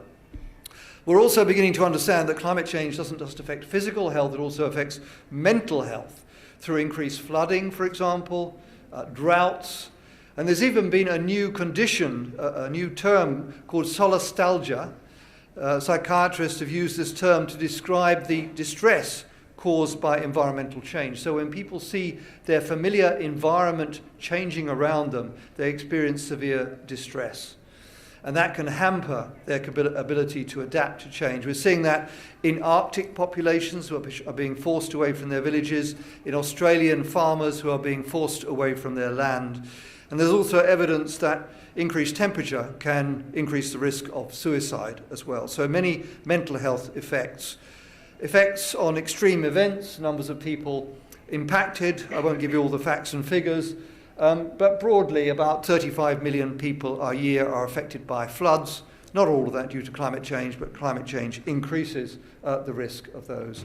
And in an earlier session, we already heard how the oxygen levels in our oceans are declining because of climate and other environmental changes. And the oxygen is where we get the oxygen from, of course. Much of it comes from the ocean, and that's the gas that we need in order to live. So we're really damaging these vital natural systems. We know that there are many hotspots here in Africa. This slide just summarizes some of the work. This particular piece of work was done by the International Organization on Migration, and it shows you the vertical lines are desertification. Some of the red dots are showing decreases in precipitation. Some of the blue dots increased risk of flooding. Some of the blue lines on the coast, where coasts are very vulnerable to sea level rise, and of course that's very much a problem here in the Gambia. So many factors actually interacting to cause these climate change hotspots. You could say the whole of sub-Saharan Africa is a climate change hotspot, but there are obviously some localized areas that are more vulnerable than others. And I would say that this region is suffering from a number of those impacts of desertification, extreme heat, reductions, changes in precipitation, and sea level rise. So there might be an increase in migration.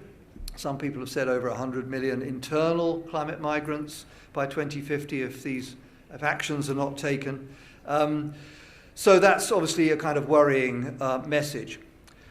But let me move towards solutions, because it would be irresponsible, I think, just to talk about the effects of climate change without offering some solutions. I think there are a lot of solutions that can be implemented with political will. So we have to adapt to climate change because we can't prevent all of it. We've already heard we probably can't keep to 1.5. We have to strive to keep to 1.5. We may not make it. We certainly have to strive to keep below 2 degrees. So what can we do? We have to adapt more resilient health systems that are able to deal with climate-sensitive diseases. And we can also develop these early warning systems, which are illustrated here. Early warning systems which give us early warning of heat waves, early warning of disease outbreaks, and early warning of other extreme events, which can allow us to prepare more effectively to try to at least reduce the adverse effects of some of these climate-related extreme events and other episodes. And increasingly, we're turning also to nature-based solutions. So I think in science, we've tended to neglect some of the indigenous knowledge that's been built up over millennia by various indigenous groups around the world, and yet they have very well established systems for adapting to climate variability. And I think we need to be more respectful and work as scientists together with some of these indigenous communities to try to understand the rationale and the evidence behind some of these solutions. So there's this category called nature-based solutions, like forest conservation, we know can decrease the transmission of some vector-borne diseases. It can reduce air pollution exposure by reducing burning of forests, and it can filter water and produce cleaner water. And we know that restoring ecosystems can regulate fresh water supply, the quantity and quality. Many of our cities depend on protected areas, for example. And we've already heard in earlier sessions how restoring wetlands and mangroves can actually protect us against floods. It can provide fisheries, provide livelihoods, and it can protect biodiversity. And it can also lock up carbon, so it can actually help in climate change mitigation as well as adaptation. But there are limits to adaptation, and we may reach those limits at some point in the future. There are physical limits, like low-lying islands and coastal regions. There are behavioral limits. People don't want to necessarily move from where they are, even though those locations are vulnerable to climate change. And there are technological limits. Even in my own city, London's flood defences will have to be completely renovated in order to tackle sea level rise in that part of the century. So being in a high-income country doesn't necessarily protect you at all against climate change. So we need to act very quickly, and this slide just really emphasises the urgency of action. And you probably can't see it, but what it shows is that if we want to get a 50% probability of staying to 2 degrees heating, and I won't use the word warming, I'll use the word heating, because warming sounds too reassuring. It's not reassuring, it's heating. And if we want to keep to at least a 50% probability, then we have about less than 30 years of current levels of emissions left. So this is a real wake-up call for urgent action. And we can't afford to wait for those who are reluctant. We have to move forward with those who want to take action now, whilst keeping up the pressure on countries like the US that are not fulfilling their obligations. But we need to work also with a coalition of the willing, and I think that the Gambia is showing tremendous leadership in showing the way forward for a country which is both adapting to but also mitigating climate change. And many of these things that we need to do are beneficial anyway. I mean, renewable energy is a great thing because it can provide increasingly affordable energy, but also it reduces air pollution. So when we burn fossil fuels, when we degrade land, we also increase fine particulate air pollution, and that's killing people right now. So when we move towards clean renewable energy, we reduce greenhouse gas emissions, but we also benefit our health in the very near term. And so some work we've been doing showed that we could avert over 3.5 million deaths by decarbonising, just taking out fossil fuels from the world economy. So that would benefit climate change, but also benefit air pollution. And there are many other technologies as well in terms of household energy and also renewable policies through the agriculture and land use sector. Diets and food systems, very, very important. About 30% of greenhouse gas emissions come from food systems because of land degradation or methane produced by ruminants like cattle and other ruminants. And so moving towards a more sustainable diet is going to be a crucial part of climate change mitigation, but can also benefit health now. So consuming more plant-based diets, fruit and vegetables, nuts and seeds, or those threatened by climate change, if we could achieve that, would benefit health. This recent article is in the Lancet, the Eat Lancet Commission. Very interesting report. I had nothing to do with it, so I can commend it to you, because it's a very interesting read. It was quite controversial, because the investigators recommended that we reduce our consumption of red meat. Some people said that wasn't culturally sensitive enough, because some communities depend on their livestock for their livelihoods and so on. So we do need to create dietary options that are culturally acceptable in different circumstances. But there's no doubt that on a global level, we need to consume less red meat, more fruit and vegetables. And that can prevent many deaths from non-communicable diseases. And then the final opportunity, I think, is urbanisation. Now, some people see urbanisation as a threat. Urbanization here in Africa is proceeding at a very rapid pace, amongst the most rapid in the world. It's nearly 4% increase in urban population per year. So by 2050, probably nearly 60% of the African population will be urban. And I think we have to see it as an opportunity rather than a threat. So it's an opportunity to create cities which are livable cities, where people want to congregate, where they can get access to affordable services, but also cities where we reduce carbon emissions through more sustainable transport systems. So the slide summarizes some of the growth rates in African cities, which I say you can see on the internet. I'll make it available. And you can see that some of these are very rapid indeed. So Dar es Salaam, for example, Nairobi, well over 60% increase in population between 2010 and 2025, but also West Africa as well, many rapidly growing cities. So finally then, what are the policies we could put in place in cities to adapt to and mitigate climate change? Obviously efficient public transport systems, active travel, walking and cycling where that's feasible, including e-bikes, which are increasingly being taken up in many cities, universal access to clean, low-carbon energy, including in houses, access to green spaces. In our rapid quest for urbanization, we've often degraded many of the urban green spaces. So I was very delighted to hear about the plans here in Banjul to increase tree planting and so on, and to give people access to green space. That's really important. And of course, housing improvements, houses which are both cooler, you have to cool the houses that we have, not without necessarily putting in lots of expensive air conditioning, but also improved water and sanitation. So there are many, many solutions, and there are other solutions I don't have time to talk about in healthcare systems as well. Decarbonising our health system is also a major process which is being undergone in many parts of the world. So let me end on a positive note and just say that, yeah, we are facing unprecedented challenges, no question about that.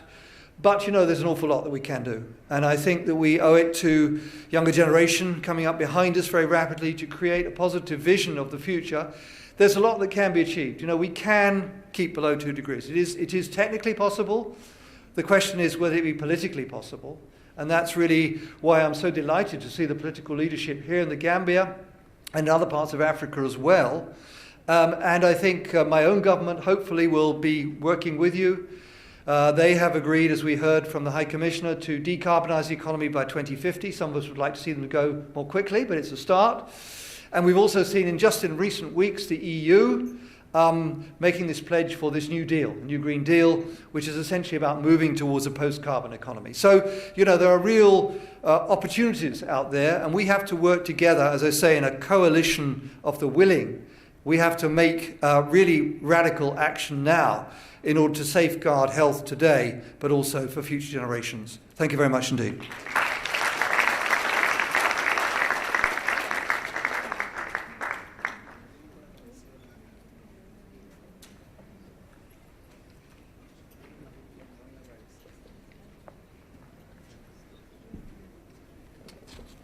Thank you very much, Sandy Haynes. Our next speaker is Dr. Emil Essel, who's Ghanaian, a medical doctor, who is distinguished in Ghana and serves in the Council for Climate Change. She's a negotiator and has written quite a number of papers. I always say it's always perhaps better to speak last, because then you can then also say what you want to say about the other speakers. She firmly believes that health is a critical piece in climate change.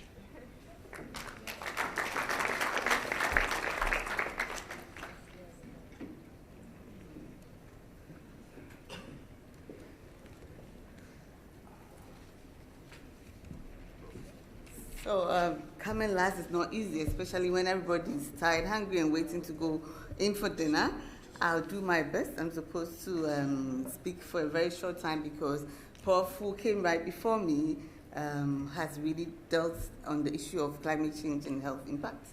And I'll just concentrate my talk a little bit on the case for Africa and West Africa, or for West Africa, really.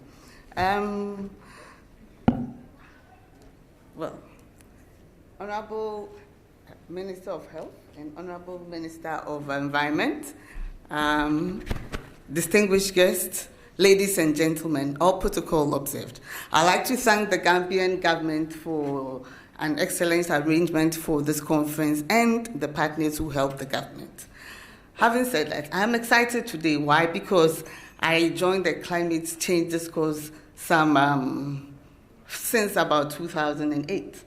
And this is the first time in West Africa I've gone to a conference and seen the Minister of Health and the Minister of Environment sitting together and staying on for a long period to listen to what is being done. And that makes me very happy, because when the discussion on climate change started, the discussion on climate change really focused, started from discussions from the climatologists, went on to have discussions on agriculture and forestry, etc. It is focused on those areas for a while. Health discussions came on later on in the debate. And I must ask, where are we with the health issues on climate change when we come into international fora and high-level policy decision-making? Having said that, I'd like to say that climate change is real, and in West Africa, it's also very real.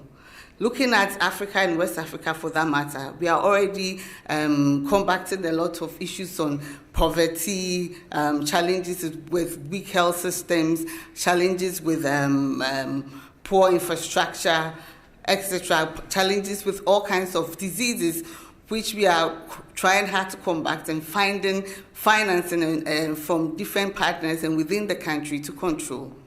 With such a precarious environment, climate change, the addition of climate change is just coming to exacerbate these issues, and is going to help the control of already existing diseases to become even more difficult to control.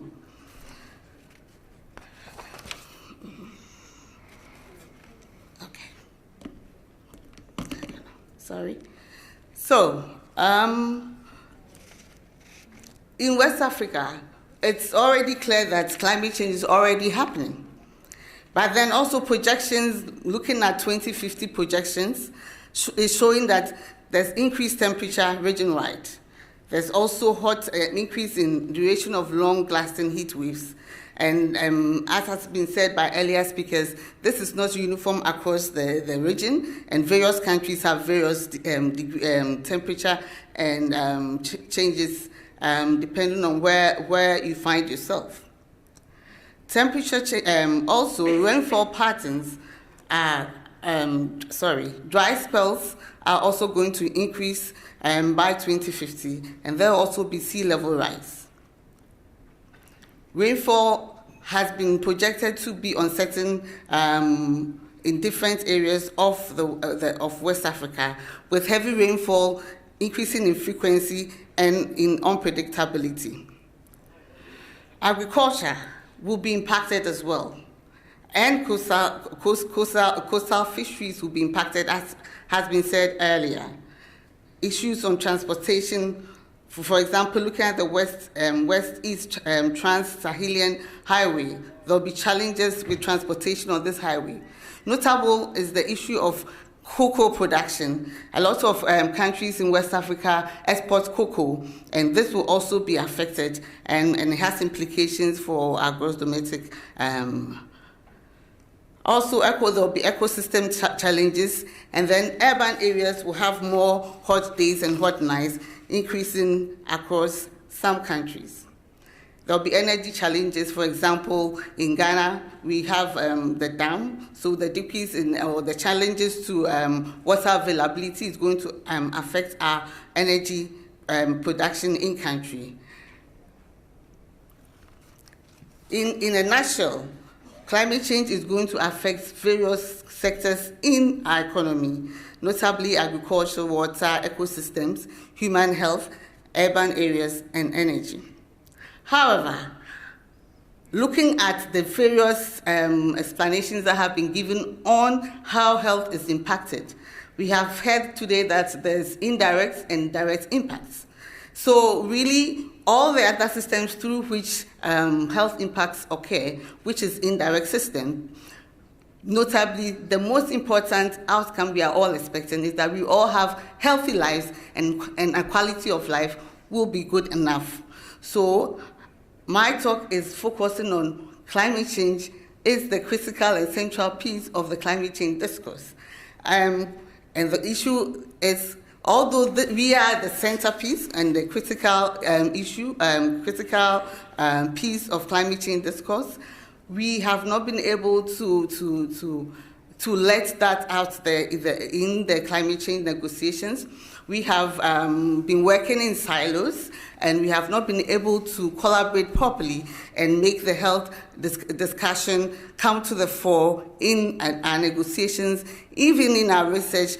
Even nationally, it took a long time for health sector to join the environmental sector. That's why I said I was very excited to see them, the Minister of Environment here.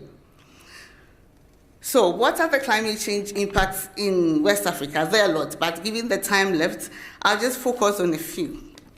Currently, there's increased heat wave and heat stress related morbidity and mortality. Examples being cardiovascular and respiratory diseases that was evident during the dry seasons in Guinea and Burkina Faso. Also, there's increased flood mortality and morbidity.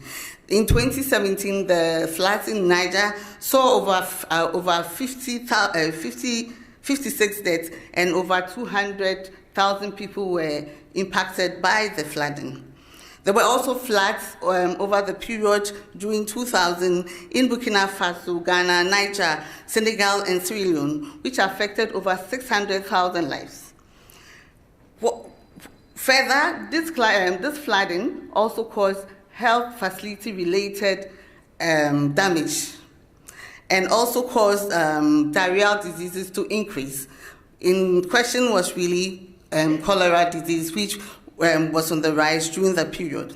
It's very interesting to note that health facilities were damaged during the period. Notable in my mind is the fact that we have in our rural areas put up small facilities, primary health care, and even in a country like Ghana, we have what we call the CHIPS compound, and I think in other West African countries they have that.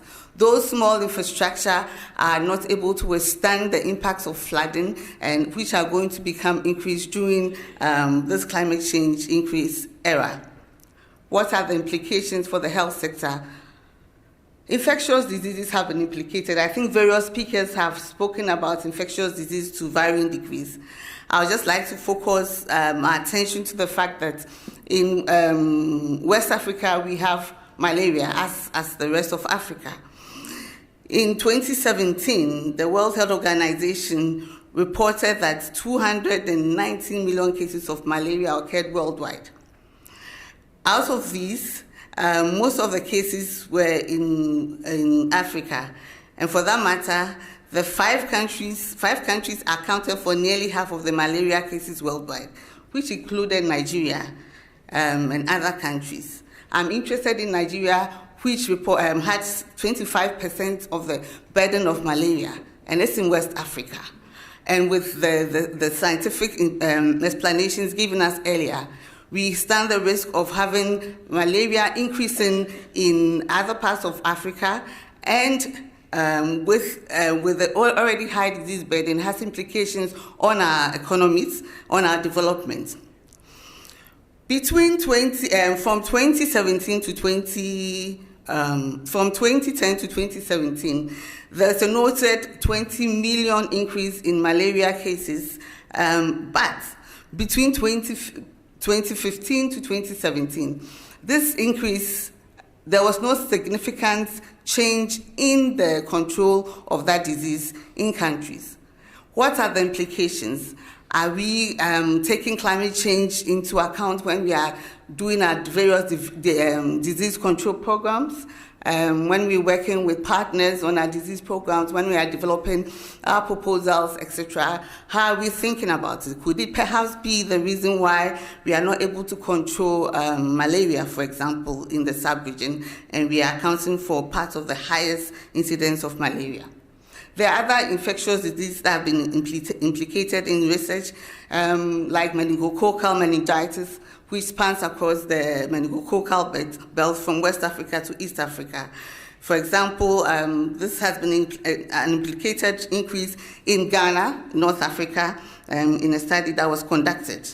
Other vector-borne and waterborne diseases are also implicated to increase.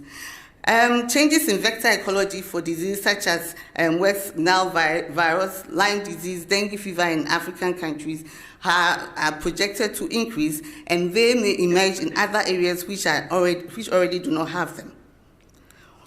It is interesting, because we're talking about infectious disease, to have a look at what are the implications for vaccines and immunization, for example. In our countries, we have various vaccine and immunization control programs. What are the implications? What we do not know is what is the link between air pollution and vaccine preventable causes of pneumonia, for example. How is climate change influencing our susceptibility to vaccine preventable diseases? What we do know, however, is that diseases like mosquito-borne diseases like dengue, yellow fever, and malaria will increase. But what are the implications for the new malaria vaccine that is currently going under clinical trial, for example? Do we have robust enough immunization programs that can accommodate the increase or expected increase in infectious diseases?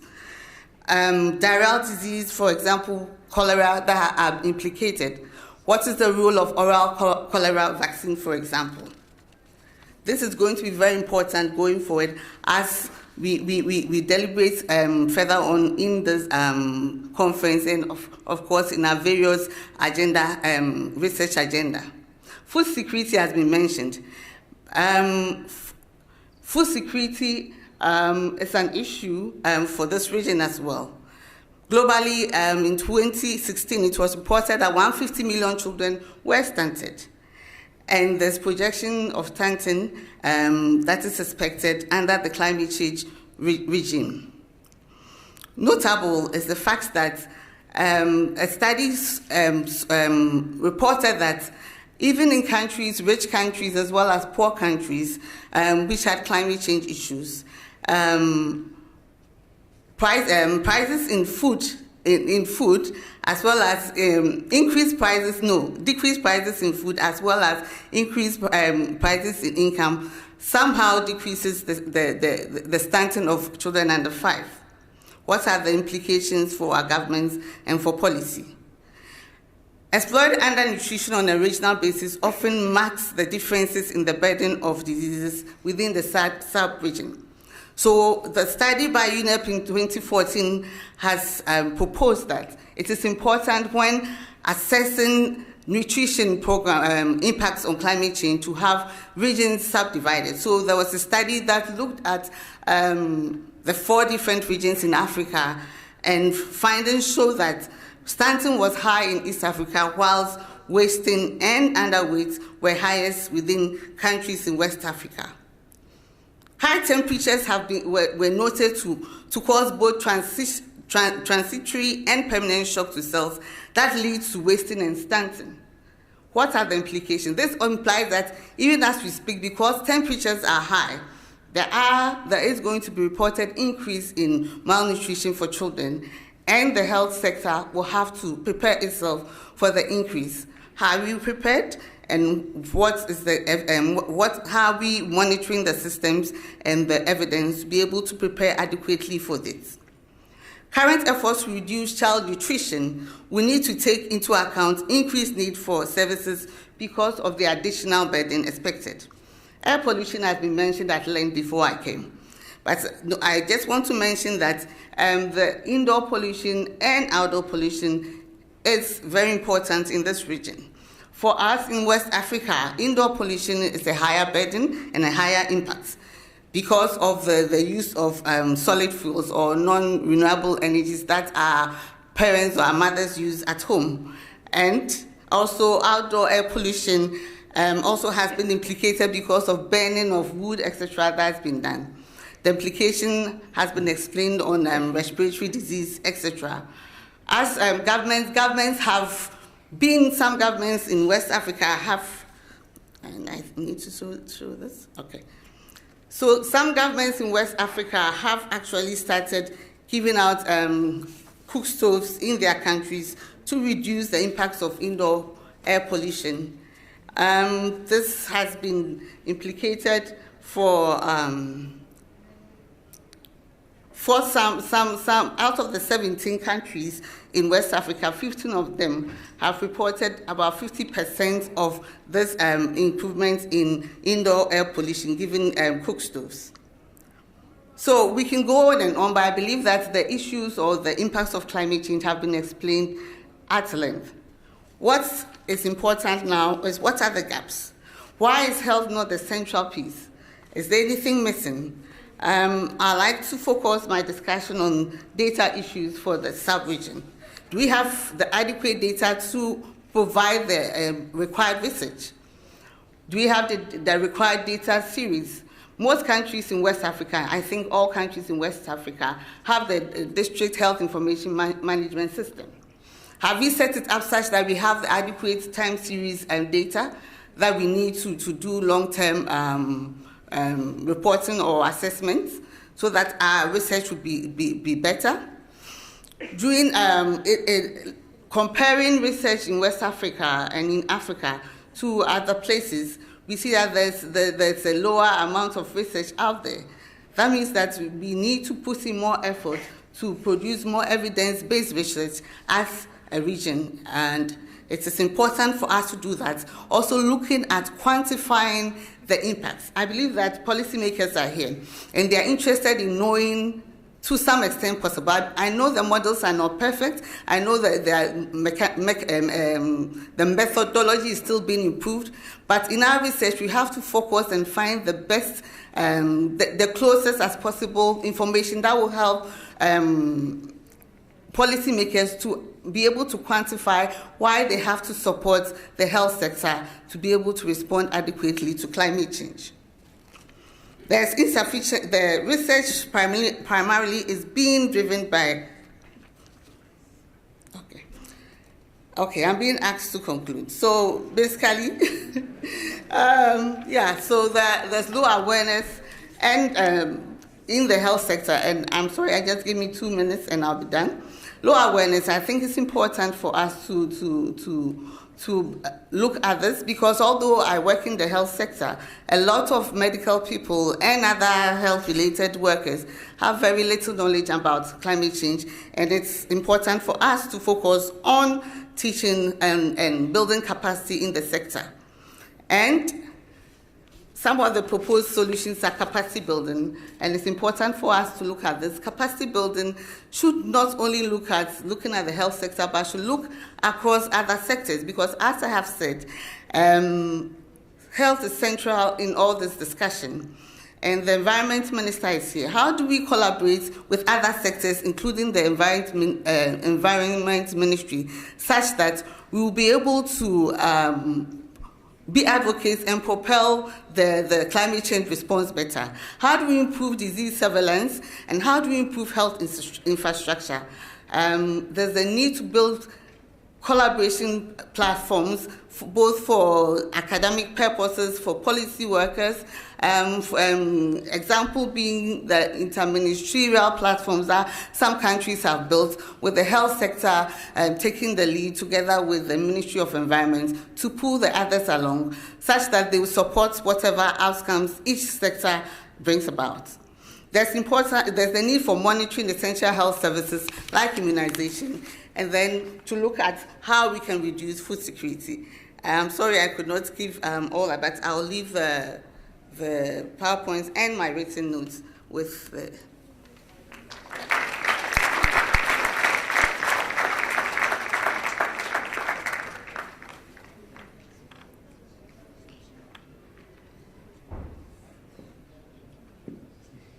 Thank you very much. Thank you very much indeed. Those of you who know me know that my special bias is towards capacity development, particularly in the young. I'm particularly excited that right to my right was sitting a young Senegalese, Dr. Cham, who's a postdoc. See how young they are now these days. And she's doing postdoctoral studies on the effects of climate change on diarrhea in Basel. and is a member of staff of my friend, Professor Suleiman Boop of IRISEF. Dr. Chan.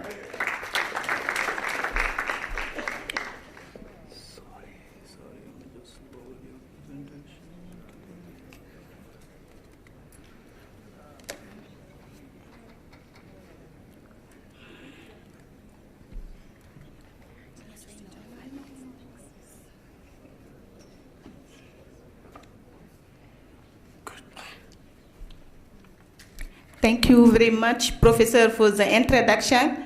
Thank you also for the organizing committee for giving me this opportunity. I'm very glad to be here to talk about for the young African researcher.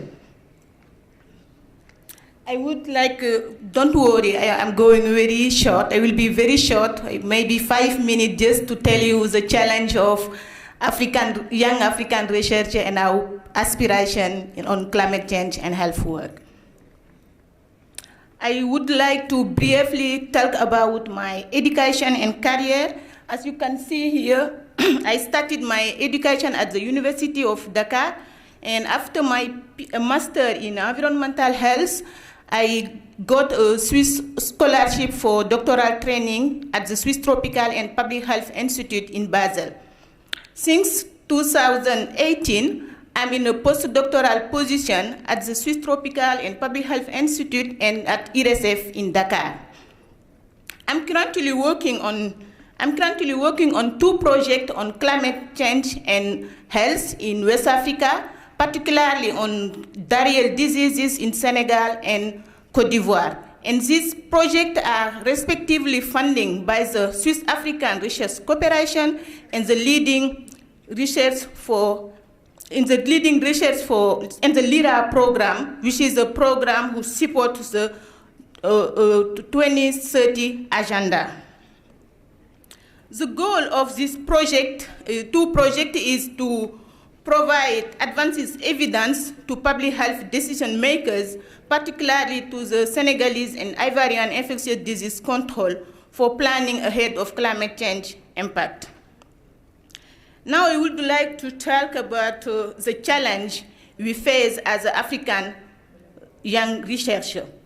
Personally, before I got at this stage to got these 2 projects where I'm the principal investigator, I faced a lot of challenge. And the first one was mentorship. I think we have a lack of mentorship in West Africa. And I can imagine many of the young researchers who are in this room face the same problem than me. Because most of the mentors are very busy with other work and have a little time to support young African researchers. And I think Professor Sir Handy Hens, Waskal, and many other professors who are working on the field of climate change and health need to see how to support African institutions to develop a mentorship program. Because there is a lack of capacity building for young researchers in writing scientific publication and research proposal because of this lack of mentorship. And you know, there is also a lack of fund in research in Africa. And this is due to this mentioned challenge I just talked about. And I think some people can say to me, there is a lot of money on climate change, but on climate change and health, there is a lack of funding. So few existing funding I know from my knowledge, like Wellcome Trust, the Canadian US, and the NIH from the US are very, very competitive for young researchers. They need to see how to take opportunity to give opportunity of young people. There is also lack of research expertise on climate change and health, specifically in Africa.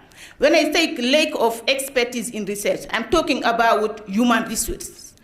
If, for example, I take the example of Senegal, there is not many people who are working on climate change and health. Therefore, there is really a need to support young people to build capacity and to develop proposals on this in order to inform policy. what is my aspiration as a young African researcher, and what is my aspiration particularly on climate change and health work? First of all, I really need to have a good position in one of the university in Senegal to be able to continue my work and to play on climate change and health. And I really want to get and lead big collaborative project on climate change and health within West Africa. And I also would like to be among the pioneers in West Africa and worldwide when it comes to discuss and make action on the subject of climate change in Africa. My message is,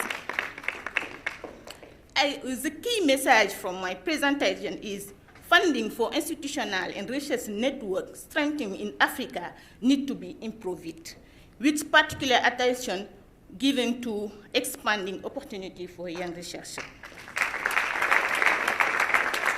I'm very happy to see here the Ministry of Environment, the Ministry of Health, because I think African Union, ECOWAS, and the African government need to invest more in research and training by providing fellowship opportunity to young researchers if we really want to face climate change and the health challenges that come with it, and also to achieve the Sustainable Development Goals.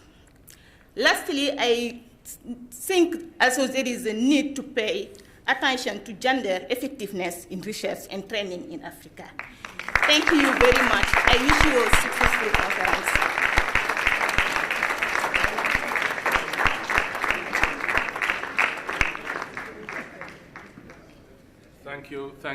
Thank you. I tell you what, there is hope. We know the problems, or we think we know the problems, and we're looking into the problems. We've listened to an established scientist lead a discussion which is quite healthy and enlightening. It was supported by young female scientists as well.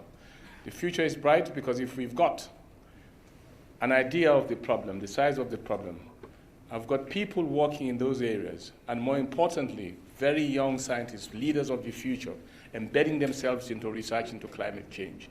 There is hope for us all, and the future is very, very bright indeed. Let us show our appreciation for these three fantastic speakers.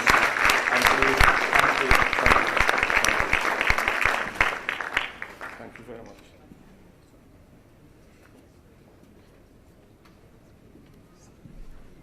Thank you very much to all the speakers. It's been very inspirational, and again, I'm going to be a bit biased listening to Sohna as a young person who's worked in a research institution and have learned a lot in the last 9 years on how research can really impact lives, not only in health, but how we economically as well, and also how we develop as individuals. I say thank you. Thank you very much, Professor Haynes, and thank you very much as well, Dr. Amma. I feel that the panel has learned a lot, and especially the young ones. I have somebody that I'm looking at. We have been inspired by your speeches, and thank you very much once again. Thanks. So we've now moved to the last bit on the program, which is the reception. So I want to thank you all. It's been a very, very long day for some of you guys. Thank you to Joanne. I met you in the office at 7:30 a.m. in the morning coming out here, so I personally thank you for being here the whole day. It's been a long process organizing this conference and having all you participants here. Some of you saw my emails at 11, 12, 1 a.m. at night and did respond on time, so I'm grateful for that. The conference is officially open. We will have the cocktail. First thing tomorrow morning, we will come back here to have fruitful discussions, interactions, and networks. So let's hope that we all get something out of this opportunity that we have to be here and to learn from each other. Networking is something that is very important. As Africans, we don't usually have the opportunity to be in the same room. 27 participants, different countries. I hope we take advantage of this opportunity. Now, the last bit, we have buses outside. Everybody is invited to a cocktail at the British High Commissioner's house. Buses, like I said, transport is arranged for those of you that do not have transport, also for those of you that do have transport, please make your way to Bakau. Okay? Thank you very much. Have a good evening and see you tomorrow, bright and early. Thank you.